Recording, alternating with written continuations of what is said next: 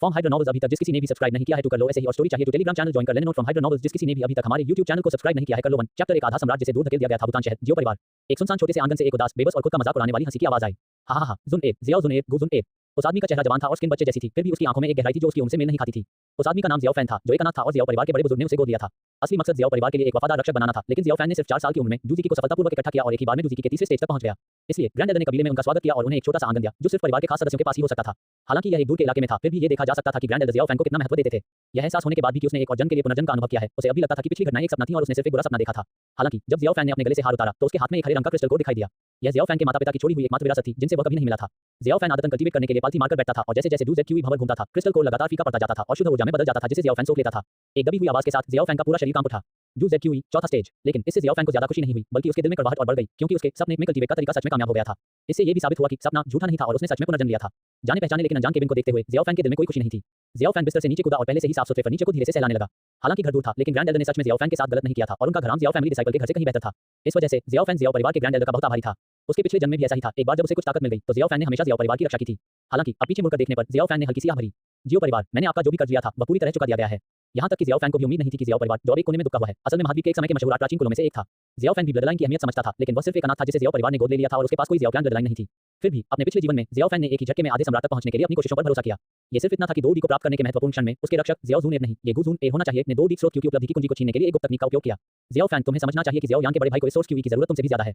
यह आखिरी वाक्य था जो जियाओ जून ए ने कहा था, जिसे जियाओ फैन ने हैरानी में सुना था जब उसका सोर्स क्यू जबरदस्ती छीन लिया गया था। जियाओ फैन कुछ कहने के लिए अपना मुंह खोलना चाहता था, लेकिन चाहे जो भी हो वह आवाज नहीं निकाल सका।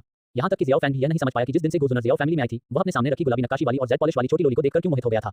भले ही उसकी पर्सनैलिटी ठंडी और अलग-थलग थी, फिर भी वह बेशर्मी से गुजुनर के साथ रहा। विनम्र, मतलबी और मजाकिया। उसने सोचा कि काफी समय मिलने पर वह धीरे-धीरे उसका दिल खुश कर देगा, लेकिन उसे उम्मीद नहीं थी कि इसका नतीजा ये होगा कि उसका अपना दिल पूरी तरह से बर्फ जैसा ठंडा हो जाएगा। शायद अपने सबकॉन्शियस मन में उसने कभी उम्मीद नहीं की थी कि गुजुनर उसे धोखा देगी, जिससे गुजुनर की सीक्रेट टेक्निक कामयाब हो गई। दूसरों पर बहुत ज्यादा भरोसा करना जियाओ फैन की कमी थी। हा हा हा, ये खुद का मजाक उड़ाना और अपनी ही बेवकूफी का मजाक उड़ाना था। जैसे-जैसे उसका शरीर धीरे-धीरे ठंडा होता गया और उसकी आत्मा धीरे-धीरे खत्म होती गई, उसका दिल अजीब तरह से शांत होता गया। वह गुजुनर के विचारों को कैसे नहीं जान सकता था। ये सब उसका अपना काम था, उसका अपना खुद का सही होना। गुजुनर को देखते हुए जो बिना पीछे देखे ही चली गई, जियाओ फैन ने अपनी आंखें बंद कर ली। उसका दिल पहले ही मर चुका था, इसलिए उसके दिल में कोई भावना नहीं थी। जैसे-जैसे उसकी ताकत खत्म होती गई और उसकी जिंदगी भर की साधना बेकार होती गई, जियाओ फैन चुपचाप अकेले वॉइड रेल में मौत का इंतजार करता रहा। गुजुनर ने जाने के बाद अपने सामने उस खूबसूरत लड़की को देखा जिसका स्वभाव और रूप उससे जरा भी कम नहीं था। उसकी सुंदर आंखें थोड़ी सी खुल गईं, फिर भी वह मुड़ी और बिना पीछे देखे चली गई। उस आदमी ने तुरंत गुजुनर का रास्ता रोक लिया और जोर से चिल्लाया, तुरंत रुक जाओ गुजुनर। जियाओ फैन कहाँ है? एक डांट और जबरदस्ती जो सिर्फ डूशिंग के पास होती है, गुजुनर की तरफ बेरहमी से चली। क्या आपका वॉइड एंशिएंट ड्रैगन क्लैन गुक्लैन पर युद्ध की घोषणा करने का इरादा रखता है? गुजुनर ने अपनी हथेली घुमाई, जिससे हथेली पर एक अजीब सा निशान बना, जिसने डूशिंग लेवल के दबाव का आसानी से सामना किया। गुजुनर ने ठंडी सांस ली और तेजी से चली गई। ऐसा मत सोचो कि गु कबीले का तुम्हारे पीछे होना कोई बड़ी बात है। वॉइड प्राचीन ड्रैगन की स्पेस की समझ कितनी तेज थी। गुजुनर के जाने के कुछ समय बाद ही जियाओ फैन की बनाई हुई जगह गिरने लगी क्योंकि उसमें बिजली का मेंटेनेंस खत्म हो गया था। गुजुनर का पीछा करने की परवाह किए बिना वह बैंगनी रंग का व्यक्ति आने वाली टूटी हुई जगह में भाग गया। उसके ड्रैगन पंजे आसानी से जगह चीरते हुए वह बहुत तेज स्पीड से अंदर घुसी। जियाओ फैन, तुम्हें कुछ नहीं होना चाहिए। लेकिन उसके सामने पीले चेहरे वाला जियाओ फैन, जिसकी ताकत धीरे-धीरे कम हो रही थी और जिसकी आंखें कसकर बंद थी, उसे देखकर वह पूरी तरह घबरा गई। उसकी सुंदर आंखें लगातार कांप रही थीं और चकमा दे रही थीं। नहीं, नहीं, नहीं, जियो फैन। उसने बेचैनी से जियाओ फैन के शरीर को हिलाया, जो पहले से ही हवा में मोमबत्ती की तरह जल रहा था। आत्मा और शरीर दोनों खत्म हो रहे हैं। जैसे कोई शुगर पिल निकालती है, वैसे ही उसके हाथों से लगातार कई हाई ग्रेड मेडिसिनल पिल्स निकल रही थी। उसकी आवाज और भी परेशान लग रही थी। आत्मा आत्मा को ठीक कर रही है। यह नहीं, यह नहीं, ये भी नहीं है। क्यों नहीं है? अलग-अलग मेडिसिनल पिल्स जो लगभग एक छोटे पहाड़ की तरह ढेर थी, उन सभी में बहुत ज्यादा एनर्जी थी। लेकिन आत्मा को ठीक करने वाली हाई ग्रेड मेडिसिनल पिल्स कितनी कम थी। जियाओ फैन के सोल डैमेज को ठीक करने के लिए शायद सिर्फ एम्परर ग्रेड मेडिसिनल पिल्स ही मुमकिन थी। उसके हाथ में एक खाली प्राचीन ड्रैगन सील दिखाई दी और उसके अंदर मौजूद बेहिसाब डूबी हुई और सोल एनर्जी लगातार जियाओ फैन के शरीर में घुस गई। उसने मरते हुए जियाओ फैन की आत्मा को बचाने की कोशिश की, लेकिन आखिरकार यह बेकार गया। शरीर और आत्मा का खत्म होना ठीक होने से ज्यादा तेज था। जैसे थोड़ी देर के लिए उसमें जान आ गई हो, जियाओ फैन ने अपनी आंखें खोली और अपने सामने परेशान आदमी को देखा और अनजाने में उसके चेहरे पर मुस्कान आ गई। धुंधली भावनाओं ने एक बार फिर लहरें उठाई और तभी जियाओ फैन को एहसास हुआ कि इस जिंदगी में उसने बहुत से लोगों को निराश किया है। जियाओ फैन ने अपना पीला हाथ बढ़ाया और धीरे से उसकी आंखों के कोने से आंसू पोंछे। जियाओ याने, मुझे माफ कर दो। आज तक वह अपने अफसोस को पूरा नहीं कर पाया और उसका दिल कई तरह की भावनाओं से भर गया। पहले वाली छोटी लोली अब एक महिला सम्राट जैसी हो गई थी, लेकिन वह क्या कर सकता था? वह बस देख सकता था कि जिस छोटी ड्रैगन गर्ल को उसने पाला था, वह रोती रहती थी। उसके गालों पर आंसू भर रहे थे। झूठा, बड़ा झूठा। जियाओ फैन, तुम मेरी तरफ क्यों नहीं देखते? मैं पहले ही बड़ा हो गया हूं और मैं उस औरत से बुरा नहीं हूं। अपनी बाहों में बड़े सुंदर कोमल शरीर को देखकर जिसके कर्ज आकर्षक थे, वह सच में अब पहले वाली छोटी लड़की नहीं रही। घुटन और रोने की आवाजें लगातार जारी रहीं। कुछ सोचते हुए जियाओ फैन ने अपने सीने से एक दवा की गोली निकाली जो उसने बहुत पहले तैयार की थी। जियाओ याने, रोना बंद करो। ये शहद के स्वाद वाली है। ओह, ठीक जब जियान ने मुस्कुराते हुए अपना हाथ आगे बढ़ाया और उसे पकड़ने की कोशिश की, तो जियाओ फैन का हाथ तुरंत कमजोर पड़ गया और वह कटी हुई डोरियों वाली कठपुतली की तरह सीधा नीचे गिर गया। जियो फैन, जियान का जबरदस्ती वाला एक्सप्रेशन तुरंत बदल गया और गिरते हुए जियाओ फैन को उसने अपनी बाहों में खींच लिया। ठंडे होंठ, झुलसा देने वाले गर्म आंसुओं की दो धाराएं, ऐसा प्यार जो न तो कभी रखा जा सका और न ही कभी पाया जा सका। उसके लाल होंठ हल्के से दबे, वह नीचे झुकी और बिना किसी हिचकिचाहट के उसे चूम लिया। जियाओ फैन, ये तुम्हारा मुझ पर एहसान है। इस समय जियान और भी ज्यादा बेचैन हो गई। उसकी आवाज में कंपन था, उसके आंसू और घुटन भरी सिसकियां लगातार बह रही थी। मुझे नहीं पता कि कितना समय बीत गया था। जियान ने अंतरिक्ष को चीर दिया था। ड्रैगन सम्राट को अकेले बाहर जाते देख एक भी वही प्राचीन ड्रैगन ने कोई आवाज नहीं निकाली। जियाओ फैन ने न तो अपना शरीर छोड़ा और न ही अपनी आत्मा। जियान सिर्फ उस शुगर पिल को कसकर पकड़ सका जो जियाओ फैन ने आखिर में उसे दी थी। शून्य प्राचीन ड्रैगन कबीले, मेरी आज्ञा सुनो। आज से गु कबीले पर युद्ध की घोषणा करो, मौत तक। हाँ, महाराज ड्रैगन सम्राट। वॉइड एंशिएंट ड्रैगन कबीले का सिर्फ एक सम्राट था और सम्राट का कमांड वही होता था जहां वॉइड एंशिएंट ड्रैगन की तलवारें इशारा करती थी। वह जियान, शून्य प्राचीन ड्रैगन की सम्राट, जियाओ फैन का बदला लेगी। .2 चैप्टर 2 प्राचीन कबीले का अंत। जियान, क्या यह इसके लायक है? जियान के सामने खड़ी गुजुनर खुद को पूछने से रोक नहीं पाई, क्योंकि वॉइड एंशिएंट ड्रैगन क्लैन और गु क्लैन दोनों ही पुराने जमाने की बची हुई रेस थी, इसलिए उनकी नींव या ताकत में ज्यादा फर्क नहीं था और गु क्लैन दूसरी पुरानी रेस के साथ मिलकर ही वॉइड एंशिएंट ड्रैगन क्लैन के भयानक हमलों का मुश्किल से ही सामना कर पाया। लेकिन वॉइड एंशिएंट ड्रैगन अकेला नहीं था। जियो पाइथन ट्राइब, मेनलैंड का मशहूर poison sect, 9 colour sky swallowing python और दूसरे पुराने अनोखे जानवर अचानक इस लड़ाई में शामिल हो गए थे। और गु कबीले के खिलाफ वॉइड एंशिएंट ड्रैगन का शुरू किया गया ये युद्ध पूरे 1 साल तक चला था। दोनों पक्ष एक मुश्किल स्थिति में पहुंच गए थे, यहां तक कि गु कबीले के मुखिया गु युआन और वॉइड एंशिएंट ड्रैगन के पुराने ड्रैगन सम्राट दोनों मारे गए थे। फिर भी वॉइड एंशिएंट ड्रैगन का रुकने का कोई इरादा नहीं था। ऐसा लग रहा था कि वह दूसरी तरफ से मौत तक लड़ने का पक्का इरादा कर चुका था। गु जुनर के जवाब में जियान ने और भी जोरदार हमला किया। गु जुनर की हथेलियों पर बारीक हाथ की मोहरें बनी थी, जो गु कबीले की पुरानी डू टेक्निक में से एक थी, जिसमें आसमान और धरती को बदलने की ताकत थी। Emperor seal skill, mountain opening seal, ocean turning seal, earth overturning seal, annihilating heaven seal, ancient emperor seal. Jian अपनी ही एनर्जी शॉकवेव के साथ आगे बढ़ा और बैंगनी रंग का बड़ा ड्रैगन बड़े एम्परर सील से जोर से टकराया। जैसे ही धुआं और धूल छंटी, जियान ने मजाक उड़ाया, गु जुनर, मैंने सुना है कि तुम्हारा भाई जियाओ यान कुछ समय पहले डूडी में अपनी ब्रेकथ्रू में फेल हो गया था, क्या बकवास है? भाई जियाओ यान कोई बेकार चीज नहीं है। गु जुनर ने तुरंत जवाब दिया, अगर वह कचरा नहीं है तो फिर क्या है? इतना ज्यादा सोर्स क्यूई हासिल करने के बाद भी फेल होने के बाद वह कचरा नहीं तो और क्या है? गु जुनर, वह असल में जियाओ फैन का था, तो क्या हुआ अगर तुमने उसे छीन लिया? आपको एक सच्चे डूडी की शक्ति का गवाह बनने दें। जियान ने वह शुगर पिल निकाली जो जियाओ फैन ने उसे दी थी। इस मेडिसिनल पिल को देखकर एक सम्राट के तौर पर जियान का ऑरा थोड़ा ठंडा हो गया, फिर भी उसने बिना किसी हिचकिचाहट के उसे निगल लिया। जियान के एम्परर पिल खाने के बाद उसकी आंखें थोड़ी लाल हो गईं। झूठे, इसमें बिल्कुल भी शहद का स्वाद नहीं है। यह एम्परर पिल बहुत कड़वी थी क्योंकि इसे जियाओ फैन ने बिल्कुल भी रिफाइन नहीं किया था, बल्कि यह एक गिफ्ट था जो जियाओ फैन ने जियान के लिए पहले ही तैयार कर लिया था। डूडी में आगे बढ़ने के लिए एक गिफ्ट। जियान के शरीर में एक एनर्जी का तूफान भंवर की तरह आया। 1 साल की टेम्परिंग और सेडिमेंटेशन के साथ शुगर पिल में मौजूद सोर्स क्यूई के साथ जियान सफलतापूर्वक डूडी के रैंक में आ गया।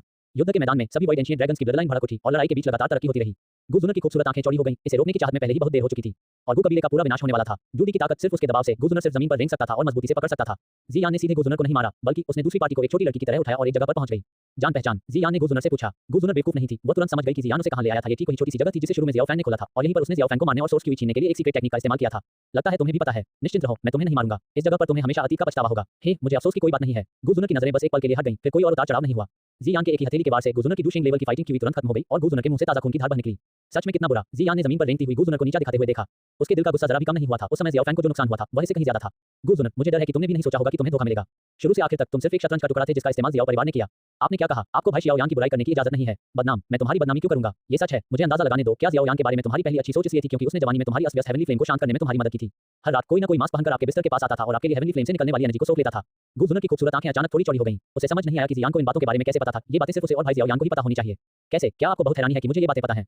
गु जुनर ने जियान को घूरा। भले ही उसकी साधना बिखर गई थी, लेकिन उसकी हड्डियों में दबा घमंड अभी भी बना हुआ था। लेकिन जियान के मुंह से ऐसे शब्द निकले जिन पर गु जुनर ने पूरी तरह से विश्वास करने से इनकार कर दिया, क्योंकि वह व्यक्ति कोई और नहीं था, वह वास्तव में जियाओ फैन था। ये सच में मजाकिया है। जियाओ जान और जियाओ यान की एक तरफा बातों पर खुशी-खुशी यकीन करना, फिर भी खुद दूसरे इंसान का नकाब उठाने को तैयार नहीं होना। मुझे सच में नहीं पता कि आपका सरनेम जियाओ है या गु। एक मजाकिया मुस्कान के साथ जियान ने अपनी छाती से एक काले सोने का मास्क निकाला और गु जुनर को दिखाने के लिए दिखाया।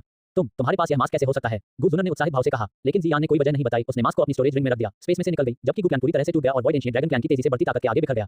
उस जगह पर गु जुनर को अभी जो कुछ भी हुआ था वह सब याद आ गया। इसे अपने बचपन की कई पिछली घटनाओं से जोड़ते हुए उसे आखिरकार एहसास हुआ कि उस समय सच में कई शक वाली बातें थीं। उनमें से हर एक उसे बता रहा था कि जियान ने उसे झूठ नहीं बोला था और उसने खुद उस व्यक्ति को मारा था जो पूरी तरह से उसके प्रति समर्पित था। वह ये साबित करना चाहती थी, फिर भी वह पूरी तरह से बेबस थी। पूरी जगह सील कर दी गई थी और बिना खेती के उस पर भरोसा करके वह बस भाग नहीं सकती थी। वह इस जगह पर सिर्फ लंबा, कभी ना खत्म होने वाला समय बिता सकती थी और अपनी बाकी जिंदगी शक और खुद को बुरा भला कहने के बीच बिता सकती थी। जियान गु जुनर को यह एहसास कराना चाहता था कि उस समय जियाओ फैन बिल्कुल अकेला था, बिना किसी उम्मीद के चुपचाप मौत का इंतजार कर रहा था। महाराज ड्रैगन सम्राट, सारे रिसोर्स इकट्ठा कर लिए गए हैं और गु कबीले के भागे हुए कबीले के लोगों का भी पीछा किया जा रहा है। जियान की तरफ फैले की आंखों में खुशी और उत्साह दिखा। एक और डूडी एक बार फिर वॉइड एंशिएंट ड्रैगन क्लैन में आ गया था और सभी वॉइड एंशिएंट ड्रैगन एम्परर के अगले कमांड का इंतजार कर रहे थे या फाइटिंग क्यू कॉन्टिनेंट को एक करने का भी। फिर भी जियान अपने बाकी कबीले के लोगों की बातें बिना ध्यान दिए सुनती रही। कब का? बस आप सब वापस जा सकते हैं। जियान ने हाथ हिलाया और वॉइड एंशिएंट ड्रैगन क्लैन भी लॉर्ड ड्रैगन एम्परर की बेसब्री समझ गया। बस एक पल बाद सिर्फ ग्रैंड एल्डर ही बचा था। महाशय, क्या कुछ और है? ड्रैगन सम्राट का सामना करते हुए ग्रैंड एल्डर को अभी भी थोड़ी घबराहट महसूस हुई, लेकिन फिर भी उन्होंने खुद को संभाला और कहा, महामहिम ड्रैगन सम्राट अभी अविवाहित हैं और अगर डूडी ब्लड लाइन के सीधे वंशज सीधे आसमान में उड़ सकते हैं तो मैं महामहिम ड्रैगन सम्राट से इस पर गहराई से सोचने के लिए कहता हूं। काफी देर तक चुप रहने के बाद बड़े बुजुर्ग ठंडे पसीने से भीग चुके थे। जियान के अनदेखे दबाव में उन्होंने अपना सिर उठाने की भी हिम्मत नहीं की। इस समय बड़े बुजुर्ग को अभी कही गई बातों का पछतावा हो रहा था। बड़े बुजुर्ग को ये बात दोबारा नहीं उठानी चाहिए, नहीं तो मुझे बेरहम होने का इल्जाम मत लगाए। जी हाँ महाराज ड्रैगन सम्राट। जब तक ग्रैंड एल्डर डरते डरते चले नहीं गए, जियान अपने दिल में दबी भावनाओं को दबा नहीं पाई और मेनलैंड पर एक गुफा में पहुंच गई। यो छोटा बंदर असल में रैंक 1 के डेमोनिक बीस्ट तक पहुंच गया।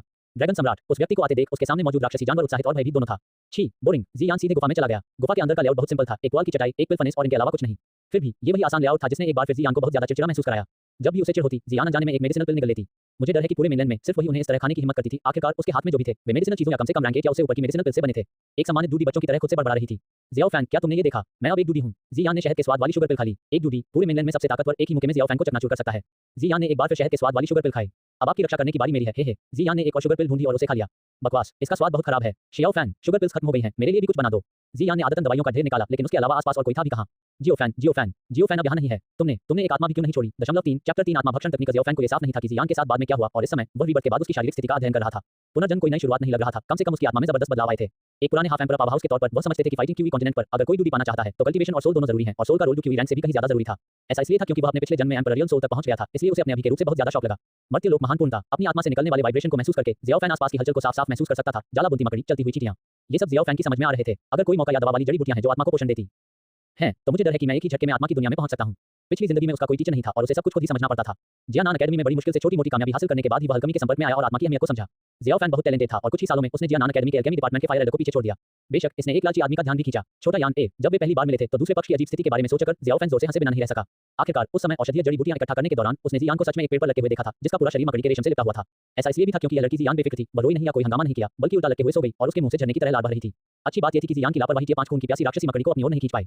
क्योंकि मैंने एक और जिंदगी जी ली है इसलिए अब मैं इसे उलझे हुए तरीके से नहीं बिता सकता। ताकत ही एकमात्र पूंजी है और मैं अपनी पिछली जिंदगी के पछतावों को एक-एक करके पूरा करूंगा। Spirit devouring art. Xiao Fan को लगा कि उसके दिमाग में कल्टीवेशन टेक्निक उभर रही है। स्पिरिट डिवोरिंग आर्ट की शुरुआत बहुत खास थी। यह एक कल्टीवेशन टेक्निक थी जो उसके पिछले जन्म में मैजिकल बीस्ट माउंटेन रेंज में एक खजाने की गुफा में मिली थी। कल्टीवेशन टेक्निक का कोई ग्रेड नहीं था और इसे सिर्फ एक छोटे से वाक्य से समझाया गया था। दुनिया की हर चीज में एक आत्मा होती है और सभी आत्माओं को अपने इस्तेमाल के लिए बदला जा सकता है। जियाओ फैन ने पहले भी इसे आजमाया था। स्पिरिट डिवोरिंग आर्ट को ऑपरेट करके वह डेमनिक कोर में एनर्जी एब्सॉर्ब कर सकता था और डू ZQE के 4th स्टेज तक ब्रेक थ्रू कर सकता था। लगता है कि एक और साल में जियानान अकेडमी में एडमिशन हो जाएगा। जियानान अकेडमी के लिए कम से कम एनरोलमेंट स्टैंडर्ड डूजीकी का 8 स्टेज होना चाहिए। एक साल में डूजीकी के 8 स्टेज तक पहुंचना बहुत मुश्किल नहीं लगता है ना? जियाओ फैन ने धीमी आवाज में कहा। अपनी ताकत बहुत जल्दी बढ़ाना असल में फाउंडेशन के लिए ठीक नहीं था, लेकिन स्पिरिट डिवोरिंग आर्ट इतनी ज्यादा थी कि फाउंडेशन को कोई नुकसान पहुंचाए बिना वजह सभी स्पिरिचुअल चीजों को सोख लेती थी। इससे एक बार तो जियाओ फैन को हैरानी हुई कि इतनी जबरदस्त कल्टीवेशन टेक्निक का मालिक असल में कैसे खत्म हो गया। एक औरत ने धोखा दिया तो फिर ठीक है, इसलिए ईमानदारी को ईमानदारी से नहीं बदला जा सकता। जियाओ फैन थोड़ा बेसब्र था और जल्द से जल्द जियाओ फैमिली को छोड़ना चाहता था, लेकिन उसे जियाओ फैमिली से और रिसोर्स नहीं मिल रहे थे। ज्यादा रिसोर्स चाहने का मतलब था ज्यादा ताकत दिखाना, लेकिन आखिर वो जियाओ फैमिली का मेंबर नहीं था और लोगों के पकड़े जाने और स्टडी करने से पहले उसके राज शायद छिप ना पाएं।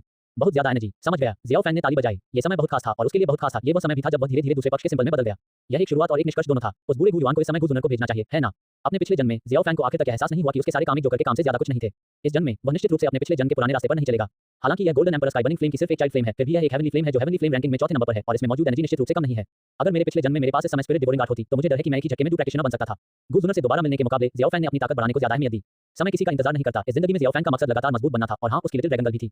जियाओ फैन, क्या तुम वहां हो? बाहर दरवाजे पर हुई दस्तक ने जियाओ फैन का ध्यान खींचा। या यूं कहीं कि जियाओ फैन की model rail great perfection soul को पहले ही जियाओ यान का पता चल गया था। जो व्यक्ति आया था वह कोई और नहीं बल्कि जियाओ जान का बेटा जियाओ यान था, जो जियाओ फैन की तरह ही एक जीनियस था। सिर्फ 4 साल की उम्र में जियाओ यान ने असल में ची की प्रैक्टिस कर ली थी। जियाओ फैन का जियाओ यान के साथ रिश्ता अच्छा नहीं था, कम से कम उसकी पिछली जिंदगी में तो ऐसा ही था। ये सिर्फ जलन ही नहीं थी बल्कि जलन भी थी इस बात की जलन की जियाओ यान कितनी आसानी से गुजुन एक का प्यार पा सकता है। लेकिन जब उसने फिर से दरवाजा खोला तो जियाओ फैन ने जियाओ यान के लिए कोई बुरा एक्सप्रेशन नहीं बनाया, बस अनजाने में दूसरे के गले में लगी अंगूठी पर नजर डाल दी। अगर मुझे सही याद है तो इस अंगूठी में एक पावर हाउस की आत्मा है। अनजाने में जियाओ फैन उसे छीन लेना चाहता था, लेकिन उसने फिर भी अपने विचारों को दबा लिया। साफ है कि डूजून लेवल का पावर हाउस अगर वह सच में कोमा में चला गया होता तो उसकी मॉडल ग्रेट परफेक्शन सोल के लिए उसका कोई निशान भी पता न चलना नामुमकिन होता। तब केवल एक ही संभावना थी, दूसरी पार्टी बहुत पहले ही जाग चुकी थी और शायद जियाओ यान का टेस्ट भी कर रही थी। चाहे दूसरी पार्टी कितनी भी कमजोर क्यों न हो, यह ऐसी चीज नहीं थी जिसका सामना उसका छोटा सा 4th स्टेज ऑफ दाओजी कर सके। अपनी नजरें हटाते हुए जियाओ फैन शांति से बोला, जियाओ यान, क्या तुम्हें कुछ चाहिए? जियाओ यान का चेहरा कांप उठा। उसे लगा कि आज का जियाओ फैन बहुत गलत था, कुछ ठंडा था। लेकिन जियाओ यान ने फिर भी अपने हाथ रगड़े और बेशर्मी से कहा, भाई फैन, क्या मैं आपसे DQE के इस्तेमाल के तरीके के बारे में पूछने की कोशिश नहीं कर रहा हूं। जियाओ फैन को जरूर पता था कि जियाओ यान ने इस समय पहले ही डूजीकी को सफलतापूर्वक कंडेंस कर लिया था और उसका टैलेंट उससे बिल्कुल भी कमजोर नहीं था। डू ZQE के कई काम हैं जैसे शरीर को पोषण देना, मेरिडियन को फैलाना, इंसानी शरीर को रेगुलेट करना वगैरह। शरीर को पोषण देना। जियाओ फैन ने जियाओ यान को DQE से जुड़ी बहुत सारी जानकारी दी। सुनने के बाद जियाओ यान ने बार-बार सिर हिलाया जैसे उसके दिल में कोई प्लान हो। जियाओ यान को दूर भेजते हुए जियाओ फैन ने जियाओ यान की पीठ को कुछ गंभीर आंखों से देखा। उन्हें कुछ शिकायतें थी। इसके उलट जियाओ फैन अंदाजा लगा सकता था कि शायद गुजुनर का सोर्स QE पर कब्जा करने का आने वाला फैसला भी उससे पहले वाले जियाओ यान से जुड़ा था। जियाओ फैन को साफ पता था कि जियाओ यान हमेशा एक आइडियल इंसान रहेगा, किसी और को खुद से ऊपर नहीं जाने देना नामुमकिन था। उनकी आगे की कल्टीवेशन टेक्निक में भी थोड़ी बहुत लड़ाई झगड़ा हुआ। दोनों के लिए बहुत ज्यादा एनर्जी और हेवन एंड अर्थ ट्रेजर जैसे हेवनली फ्लेम्स की जरूरत थी। हेवनली फ्लेम्स के मालिकाना हक को लेकर भी दोनों के बीच कई झगड़े हुए थे। अगर जियाओ यान के पीछे डूजून न होता और जियाओ फैमिली के चेहरे को देखते हुए जियाओ फैन ने बहुत पहले ही जियाओ यान का गला घोंट दिया होता। बेशक इसके पीछे गुजुनर की सीक्रेट मदद भी जरूरी थी, लेकिन अब उसे इन बातों की कोई परवाह नहीं थी। रिबर्थ से वापस आने के बाद जो यादें उसके पास थी वही उसकी सबसे बड़ी दौलत थी। अभी वह बस जल्द से जल्द जियाओ फैमिली को छोड़ना चाहता था और अपनी यादों में मौजूद ट्रेजर ट्रोव को पहले ही हासिल करना चाहता था। जाते हुए जियाओ यान के गले में लगी अंगूठी से रोशनी की एक किरण निकली। याओ लाओ मन ही मन थोड़ा हैरान हुआ, असल में इतनी शक्तिशाली सोल पावर है, यह इस बच्चे की सोल पावर से भी ज्यादा ताकतवर है। जियाओ फैमिली के मेन हॉल में पहुंचकर जियाओ फैन की आंखें अचानक से खुल गईं। उसका दिल जो शांत होना चाहिए था एक बार फिर धड़कने लगा। वह असल में ग्रैंड एल्डर से कुछ खेती के सामान मांगना चाहता था, लेकिन इसके बजाय उसे वह व्यक्ति मिल गया जिसे वह बिल्कुल नहीं देखना चाहता था, गुजुनर। जियाओ फैन ने मन ही मन सोचा। इस समय जियाओ जान और 3 एल्डर मेन हॉल में खड़े थे। जियाओ जान एक दूसरे अधेड़ उम्र के आदमी को भी जोश और चापलूसी से देख रहा था।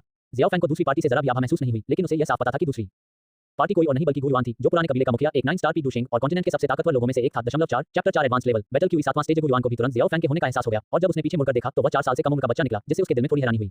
4 साल की उम्र में इतनी शक्तिशाली सोल पावर कैसे हो गई? गुयुआन ने मन में शक के साथ सोचा। अगर दूसरे की सोल की कंपैटिबिलिटी को महसूस न किया होता तो गुयुआन को शायद शक होता कि इस बच्चे पर किसी का कब्जा तो नहीं हो गया है। अपने पिता की नजरों का पीछा करते हुए गुजुनर ने पीछे मुड़कर देखा और जियाओ फैन को भी देखा। पहले थोड़ी परेशान गुजुनर की आंखें कांप रही थी, उसके होंठ कसकर भींचे हुए थे और उसके हाथ और भी कसकर भींचे हुए थे। जियाओ फैन को गुजुनर के अजीब बर्ताव की कोई परवाह नहीं थी। वह भी गुयुआन को थोड़ी चिंता से देख रहा था। उसे डर था कि उसका राज दूसरी पार्टी को पता चल जाएगा, लेकिन दूसरी पार्टी की प्यारी सी मुस्कान देखकर जियाओ फैन ने आखिरकार राहत की सांस ली। ग्रैंड एल्डर ने नए आने वाले को देखा और ग्रैंड एल्डर के देहाती चेहरे पर तुरंत मुस्कान आ गई। फैन, तुम यहाँ क्यों आए? जियाओ फैन ने अब गुयुआन और गुजुनर की तरफ नजर नहीं डाली और ग्रैंड एल्डर की तरफ अपनी मुट्ठियां भींचते हुए कहा, ग्रैंड एल्डर, मैं आपसे कुछ कल्टीवेशन रिसोर्स मांगना चाहता हूं। जियाओ फैन ने देर नहीं की और सीधे अपना मकसद बताया। ग्रैंड एल्डर कुछ हैरान हुए और उन्होंने उत्सुकता से पूछा, आप अभी डूजीकी के किस स्टेज पर हैं? डू ZQ स्टेज का रैंक बहुत साफ नहीं था और किसी इंस्ट्रूमेंट से टेस्ट किए बिना सीधे बताना मुश्किल था। जियाओ फैन ने कहा, एल्डर को जवाब देते हुए, ये पहले से ही स्टेज 4 है। कई एल्डर्स और जियाओ जान सभी बहुत हैरान थे। ग्रैंड एल्डर ने भी गहरी भावना में जियाओ फैन का हाथ पकड़ लिया और कहा, अच्छा फैन ए, तुम सच में लोगों को निराश नहीं करोगे? गुयुआन ने भी जियाओ फैन को देखा। हालांकि उसके दिल में थोड़ी हैरानी थी, लेकिन उसे ज्यादा परवाह नहीं थी। उसने बहुत सारे जीनियस देखे थे, उसकी पीढ़ी में भी उससे ज्यादा ताकतवर लोग थे, लेकिन आखिर में जो सबसे आखिर तक पहुंचा वह सिर्फ वही था। ग्रैंड एल्डर ने शेष एल्डर्स और गुयुआन से माफी मांगी। जल्दी से जियाओ फैन को जियाओ फैमिली हॉल से बाहर खींच लिया और काफी देर तक चलने के बाद एक आंगन में पहुंचे। ग्रैंड एल्डर का निवास था, लेकिन इससे पहले कि बड़े बुजुर्ग कुछ बोल पाते एक तीखी और अलौकिक आवाज आई, दादाजी। नई मेहमान असल में ग्रैंड एल्डर की पोती शियाओ यू थी। हालांकि उसकी उम्र भी कम थी, लेकिन उसके पतले लंबे पैर पहले से ही एक ब्यूटी सीट के तौर पर उसकी काबिलियत को छिपा नहीं पा रहे थे। फिर भी जियाओ फैंग को अब जियाओ यू का ज्यादा इंप्रेशन नहीं था। वह जियानान अकेडमी की स्टूडेंट लगती है, लेकिन इस उम्र में उसे अभी जियानान अकेडमी नहीं जाना चाहिए था। नमस्ते बहन जियाओ यू। जियाओ यू एक पल के लिए हैरान रह गया। अरे जियाओ फैंग, तुम कब से इतने विनम्र हो गए? जियाओ फैंग को अभी याद कहां होगा कि जब वह छोटा था तो उसकी पर्सनैलिटी कैसी थी।